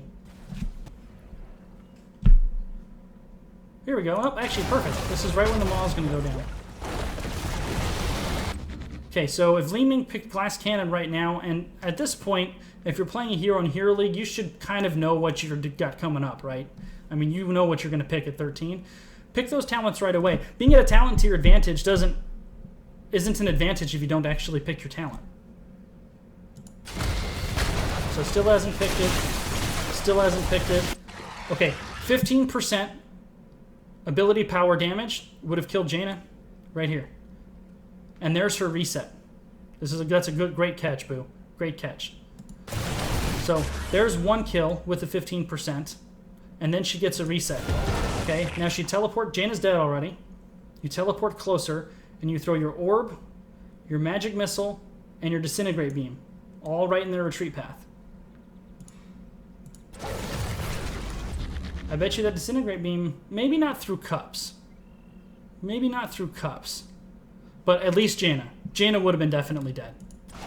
As for the rest of them, maybe, maybe not. It would have been close, because Cups does do a lot of healing.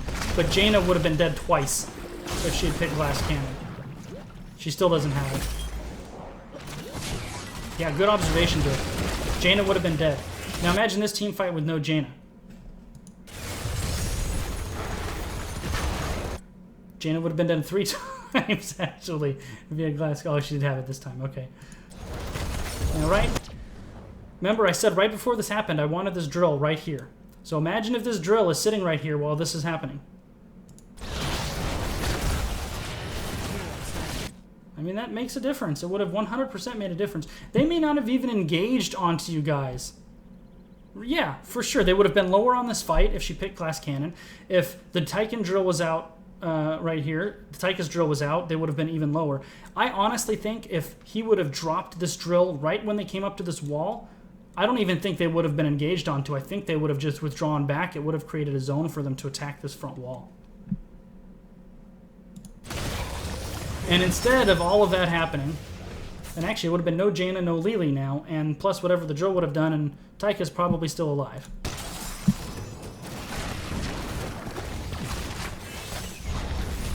No, there goes Dahaka.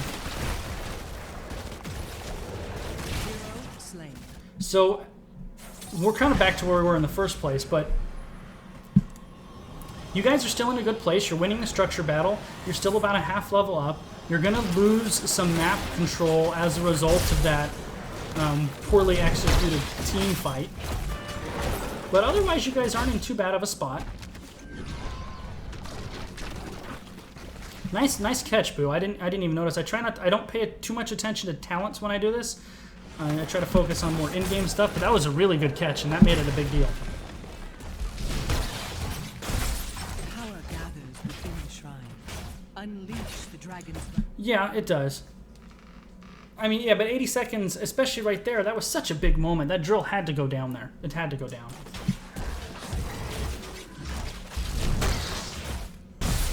So now by the way, if I'm red, I would want Alarak going back before this camp. Now that the objectives are spawning, I would have gone back and healed up. Small things. Small things.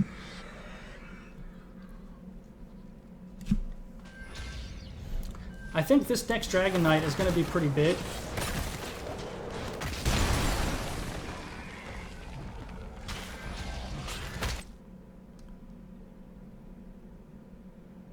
Yeah, for sure. Yeah, drill at worst would have zoned out the enemy team, and maybe you get something out of it. Dahaka's, don't do this. A blind bush charge. Dahaka just came in bottom by himself, while his entire enemy team is top, and you know there's a push down here. You know Jaina is here, and you can see ETC. So Dahaka just burrowed into a 2-on-1.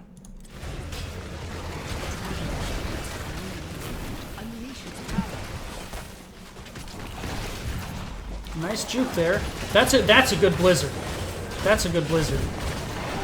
Okay, everything after that by Jaina wasn't. You don't get bloodlust, guys. Don't chase. Jaina's death here just negated so much push. So much push.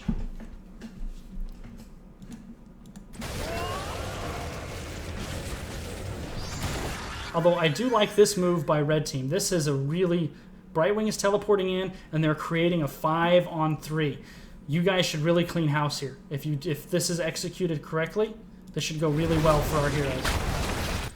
Remember, you're the mosh pit interrupt, and you know they're down here. Do not face check this bush. You know the enemy team is here. That's why you guys all came down here. Don't face check the bush. Save that grenade. Don't use the grenade. See now, if Dahaka wouldn't have burrowed down here, he might be able to get DK for you guys.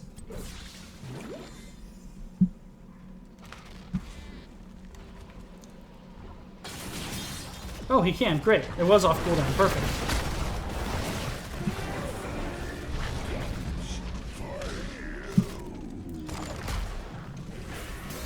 By the way, another great time to use the drill is to help protect the DK. And by the way, if you're in this case, it doesn't matter because Dahaka's in the Dragon Knight. But if somebody other than the tank gets the Knight, try to get the tank to tank the attack speed slow, not the Dragon Knight.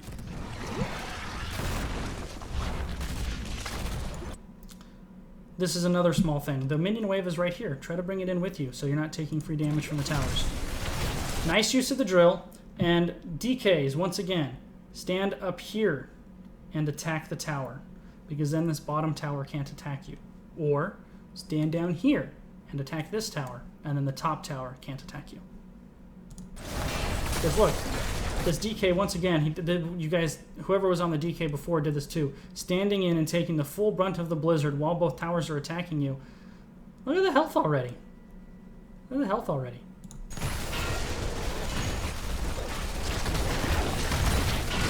I mean, you guys are going to get this front wall, but this Dragon Knight took so much unnecessary, completely unnecessary damage that you guys could have gotten way more bang for your buck out of this.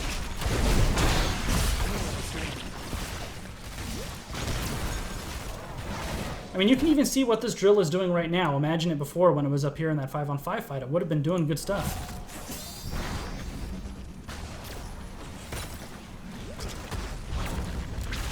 So what, okay, here, this is a good situation to look at, actually. You still have 40 seconds on the Dragon Knight.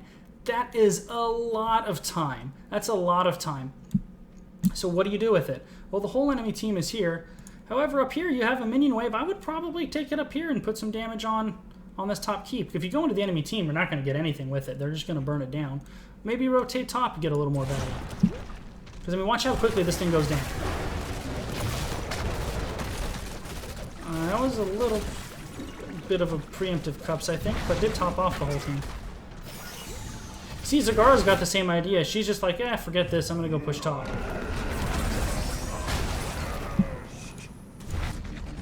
That was a mistake. We're going to go back. We're 14:08. We're going to go back about 5 seconds right here. Okay, so let's watch Dahaka. He's walking out this way, right? His whole team is here. Watch the enemy team, though. Watch the body language. See? They're starting to back up. The Li Ming actually zoned for Dahaka with damage. You can kind of peel with Li Ming a little bit with your orbs because nobody wants to eat an orb. So you can almost peel with Li Ming by using damage to peel the enemy away from your teammates. I think, with the Brightwing right here, the Arcane Flare, the healing from Brightwing, there's only 3 heroes here. I think Dahaka could have simply walked away. What do you guys think? I think he could have just walked away. But by burrowing, they all collapse down. Look, as soon as he burrows, look at everybody just goes straight to him.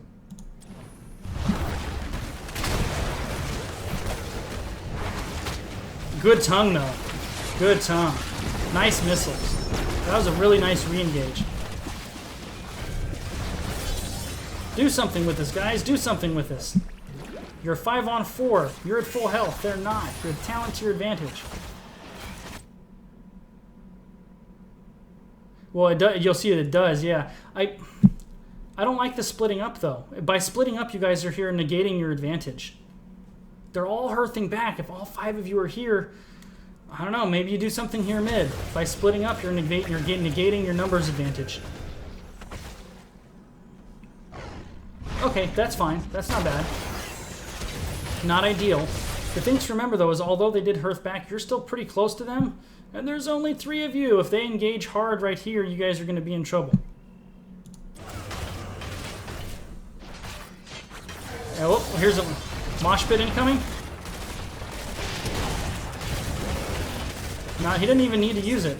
That's what I said. That's why I said don't split up. If you guys were 5 here, it's a whole different thing. It's a whole different thing.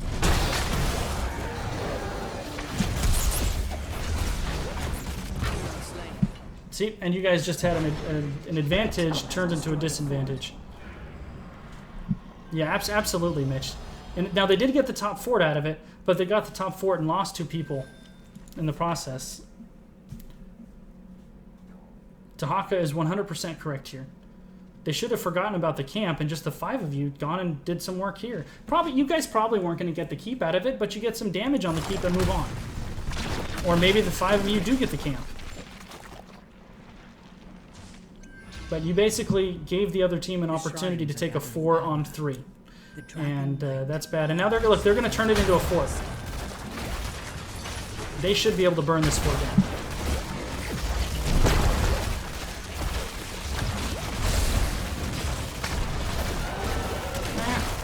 I don't like that drill usage there. That fort was hosed. There was nothing you guys were going to do to save that. And as soon as this keep goes down, you know the enemy team is going to withdraw. So basically, you just drop that drill for the enemy team to leave anyway.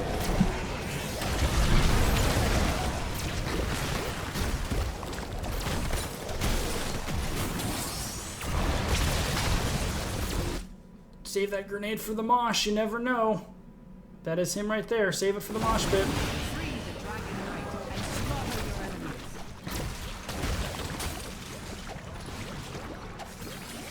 I mean, sometimes the banter in these games is really funny.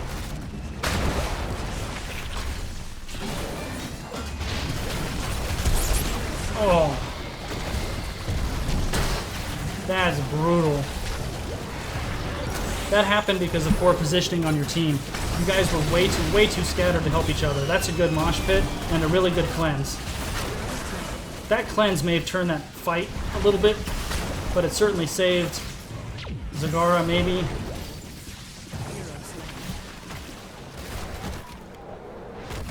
It saved Zagara.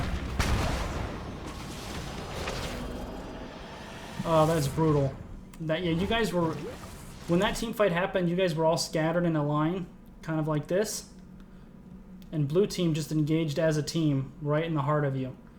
Right in the heart of the squishies. The tank went in hard and had the follow-up from Alarak. While your tank was up here, and you guys, the back line just got absolutely jumped on. So what do we do now if we're red team?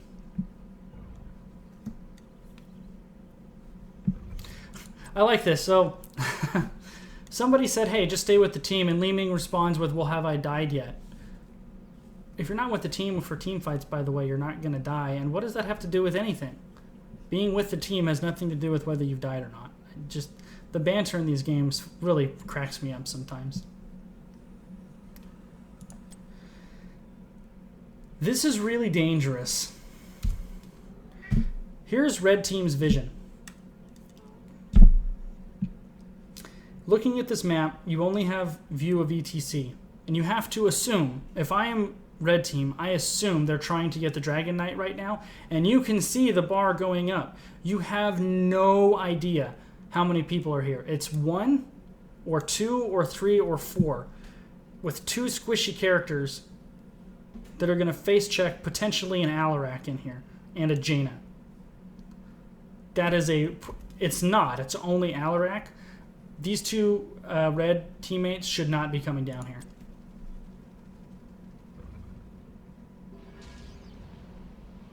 This is kind of smart though. Once they get vision, there you go. That was pretty smart of Li Ming there.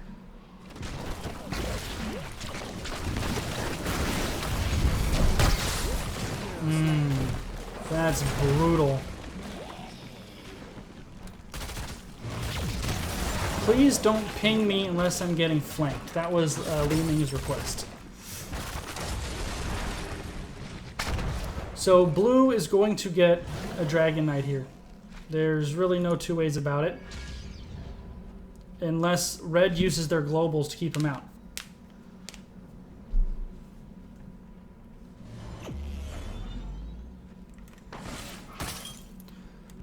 On Dragon Shire, it's a little bit hard, but ideally you don't want your healer getting in the Dragon Knight. Get the Dragon Knight as priority 1, but if you can have anybody other than your healer get the Dragon Knight, unless you're playing a double support comp, you don't want the healer and the Knight if you can help it. If your healer is in the Dragon Knight, they're not healing. So, it's a small thing. ETC could have gotten that instead. Once again, unnecessarily taking shots for the Dragon Knight. You can bring this wave in, it would have taken 5 seconds.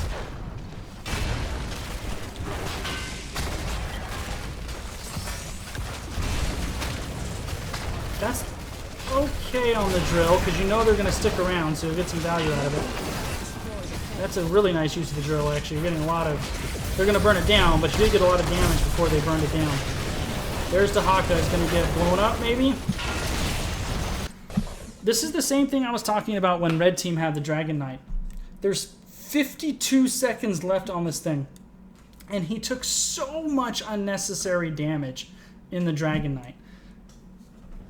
So much unnecessary damage.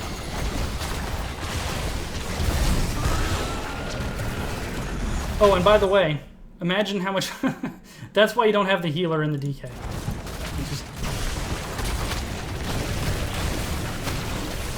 Oh, that was a really good tongue by Dehaka. Forcing blue to back up. That was well played.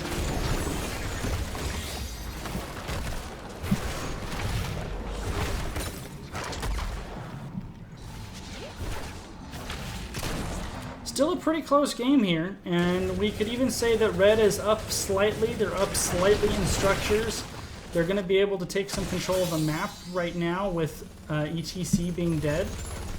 Like, you guys should be able to take this neutral bruiser camp down here. Not with Zagara up here, you're not, but I'd like to see the whole team go for this bruiser camp right now. That would be my call. I don't know why Li Ming is waiting. Oh man, look at this Jaina. I don't know, she got a lot of damage down, but that's really, really, I would never do that as Jaina right there.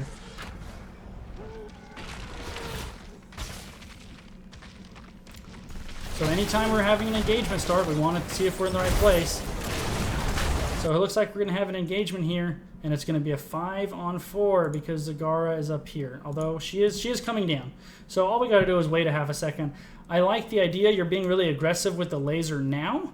I think this was a little bit preemptive because you pop it now and all they need to do is withdraw and you've wasted it and they can re-engage. I think a little preemptive.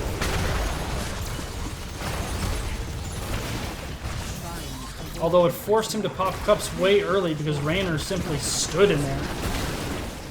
That's a good tongue. Nice. You know, I still think the laser was preemptive because they could have just left, but they didn't. And because they didn't, and you took the upgrade on the laser, you got a ton of damage done on that thing. So it ended up being nice.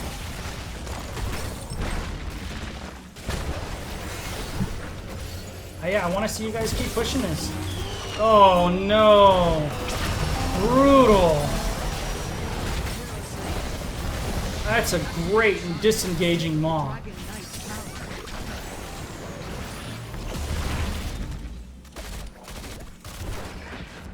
You guys still need to back up.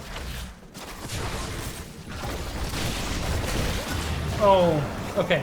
So ETC's, oh, he's withdrawing, so it doesn't mean. But if he was actually trying to get Brightwing, when he barely clips him with the stun, you don't W right away. You walk around a little bit. So when you do W, it pushes him this way, and then you can get the body block in here.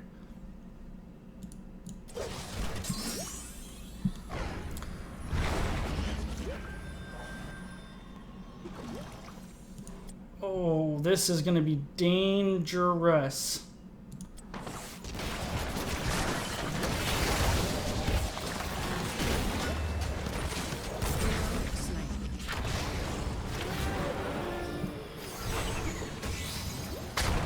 is one of the things. Having an idea of where the enemy is so important. Is so important.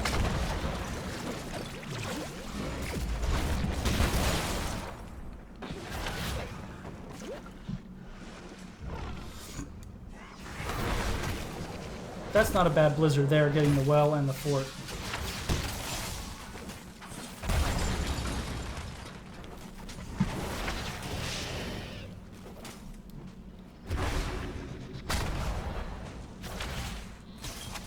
That's another. Don't do that. This is the second or third time Dahaka has done that. He's blindly bush stalked in there, and now he's going to get Brightwing killed too.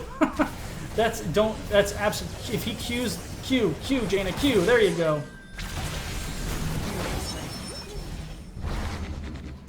That was a really nice Emerald Wind. Otherwise, a great drill. Great drill. A little bit too late because they already got it. Also, in this case, if I'm the DK, I am not going down here. I am going straight for this keep. DKs are to do siege damage, not team fight, although they can team fight, certainly.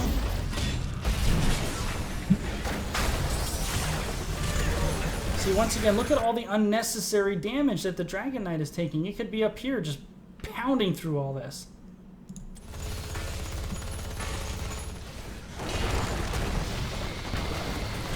Also, the Dragon Knight can't be modeled. You didn't know that. That's what I was talking about. See, he went around the side to get that in.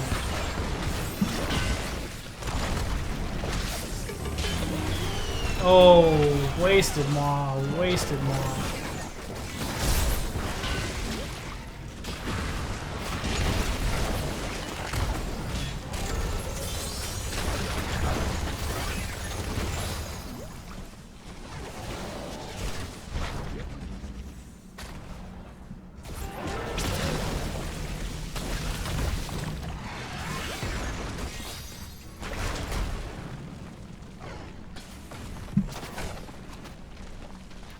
I mean, they got a fort out of the DK, but they could have gotten a keep out of it. At minute 22 in the game, they could have and should have gotten a keep out of that. That was a wasted opportunity for blue team. And now whoever's in there is in big trouble.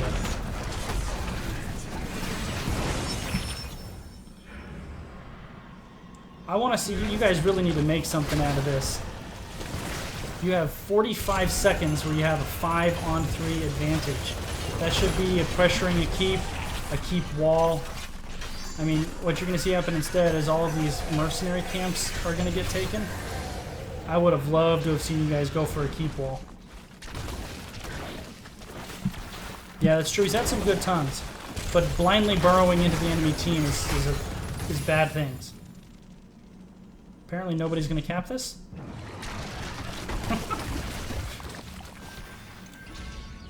Yeah, you guys just whittled and basically didn't do anything.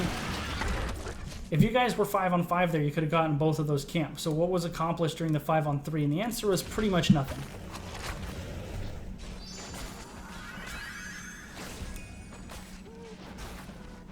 The only thing, so you guys had a 5-on-3, and the only thing that was accomplished out of this was this bottom merc camp.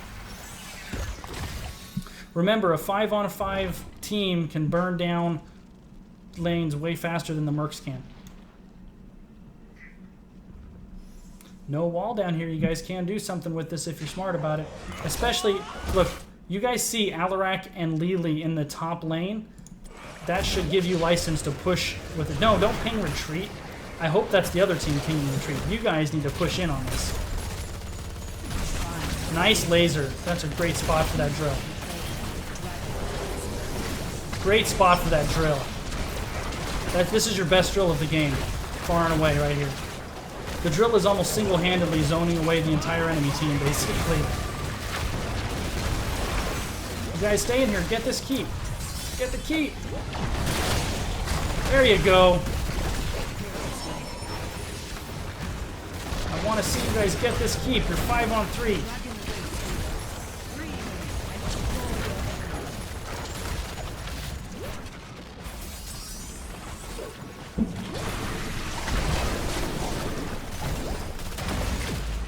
Go. Stay near the Brightwing. Oh no, Brightwing, no! Nice job by red team keeping Brightwing alive.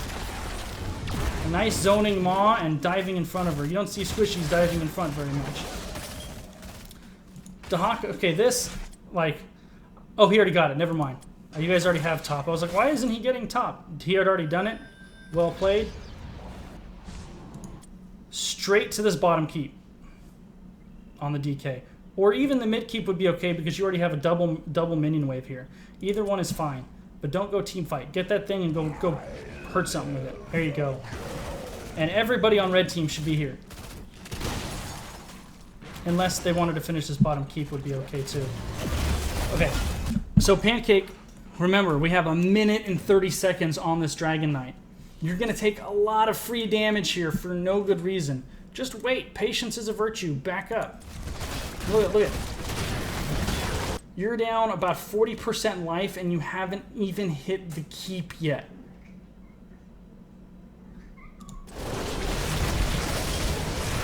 %50 life and you haven't hit the keep yet.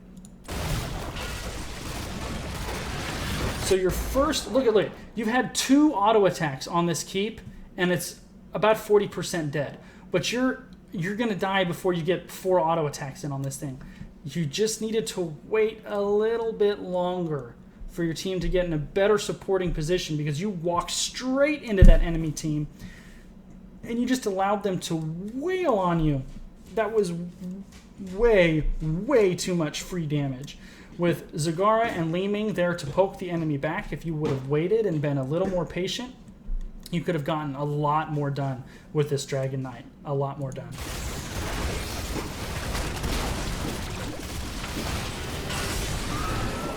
Drill down in 2. And the other thing is you have to get out in time. You know your heroes. You know, if you're somebody that can stay in longer and still get out okay, you know, that's fine. If you're Vikings and it doesn't matter if you die, that's fine. If you're Murky and it doesn't matter if you die, that's fine. If you're Johanna and you can pop your Iron Skin and just walk out, that's okay too. But, I mean,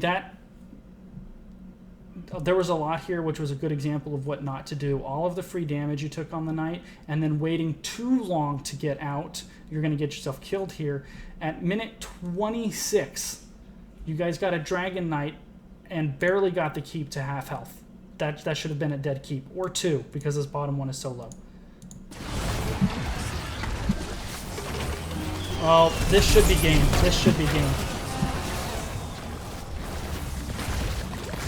But once again, your enemy team is not going to follow up on this advantage. They need to go, it looks like they're going to. They should be pushing hard right here. They need to go somewhere and push really, really hard. Nice mosh pit by ETC.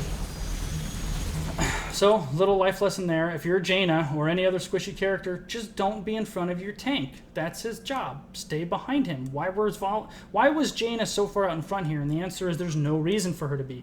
Same thing with Zagara. Oh, Zagara's her thing. That's fine. I was say if Zagara's up here, she needs to be down here helping her team. There you go. ETC ate the orb. That's how it should be. Especially if you're an auto attacker, you don't ever want to tank the attack speed slow from the keep. Let one of these guys go in there first.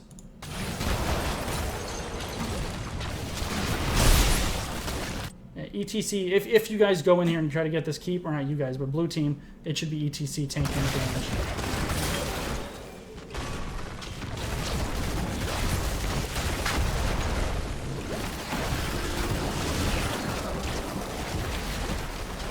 Good. They're going to get this keep and still have 10, 12 seconds before the rest of you guys are up.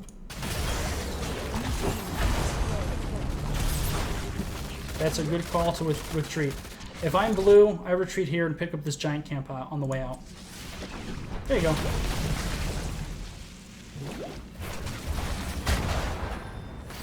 And you see ETC doing a good job of making sure he's out here to keep an eye on his team. ETC's damage on the mercenary camp is just irrelevant. He came back out here to make sure his boys got out safe. Tanks, first one in, last one out. First one in, last one out.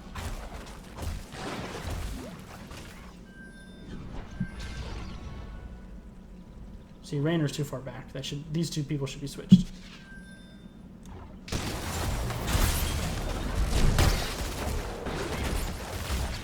So those 2 deaths and the Dragon Knight that basically got no mileage. You guys got a 26-minute Dragon Knight, and you turned it into losing your own keep. So that was a big turning point in this game right there. The shrine. And you saw, once you started actually attacking the keep, you melted it so fast. But because you only got like 4 auto attacks off, because of all the free damage you took. Okay, we need to check this right here. Let's look at our vision. Your team is split up. You have no idea where the other team is at. I wouldn't be comfortable going in here as a 3-on-5 if I'm your guys here. And by the way, just a little bit back. Just a little bit. So Li Ming does a really nice job. She's going to throw her orb in here to scout. She's not going to face check it. And the mercenaries, when they're aggroed, always attack the closest hero. So watch what happens when Li Ming's orb goes in here. They go to the closest hero. Now we're red team. This tells us that there is a blue team member up here closer to this mercenary camp than we are without seeing them. So the mercs aggro the closest hero. They went up because there's an ETC right here.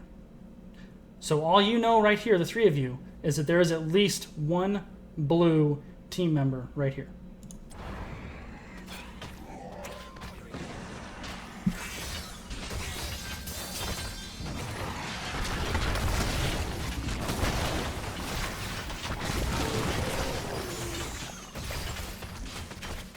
Activate the shrine. Take the dragon. Oh, look at this. Blue is playing this so good. They're waiting. They have the DK already. And they should be able to end the game right here. So when blue gets this DK, straight to core. There's literally nothing red can do to stop him. That was really, really well played. You guys were split up and on the merc camps instead of being aware of the objectives. Remember earlier I said always try to stay as 5 and always shut one of them down. If you guys were at 5 and at one of these camps, they're not going to get the Dragon Knight. Blue needs to go straight to core and end this.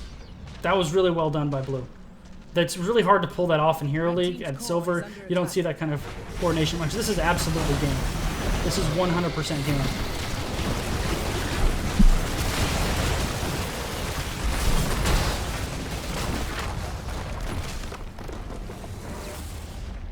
Now remember, this Dragon Knight was only a few minutes more powerful than the one you guys had, but you took so much free damage that... Blue team is Yeah, and Li Ming is a salty sailor, man. That's not okay. And his illustration that he didn't die as Li Ming is silly, because when you have an orb build, you're so far back as Li Ming, you shouldn't really ever die. And you guys should report him. He was definitely salt. So Tychus, a couple things that we noticed there is there was a big team fight that you weren't a part of.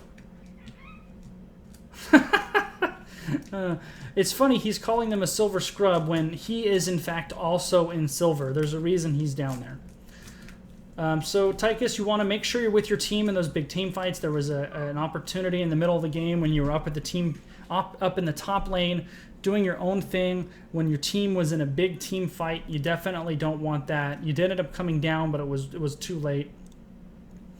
Map awareness. Be aware of what situations your team is going to be in when they take engagements.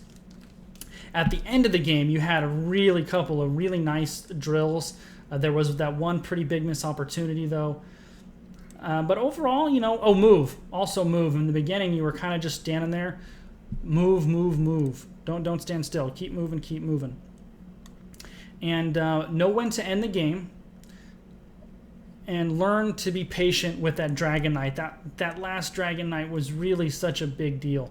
Really work on your patience with that Dragon Knight. You've got 1 minute and 30 seconds with that thing. If you take it all the way to the end, there's nothing wrong with that. So many people just dive in, and you saw it in so many instances in just this game where we highlighted where the Dragon Knight just dove in on both sides, and they were blown up so fast that the Knight just didn't accomplish anything. It didn't get anything done. You do all that work to get the Dragon Knight to not accomplish it with anything is kind of tragic. So work on the Dragon Knight, being patient with it. taking the towers from the proper angles, making sure you're not taking free damage for no good reason. Make sure you're with your team in team fights, and keep moving, you know. Duck and move. So thanks for everybody who was here joining us for episode 4. I'll be back next week, probably only doing one next week. We were going to cast some Chair League games tonight. Unfortunately, both rescheduled to days other than today when I'm not available. So no Chair League casting from me this week. Hope everybody has a wonderful evening. And follow me on Twitch, follow me on Twitter, reach out to me, friend me if you want, and hope everybody has a wonderful evening.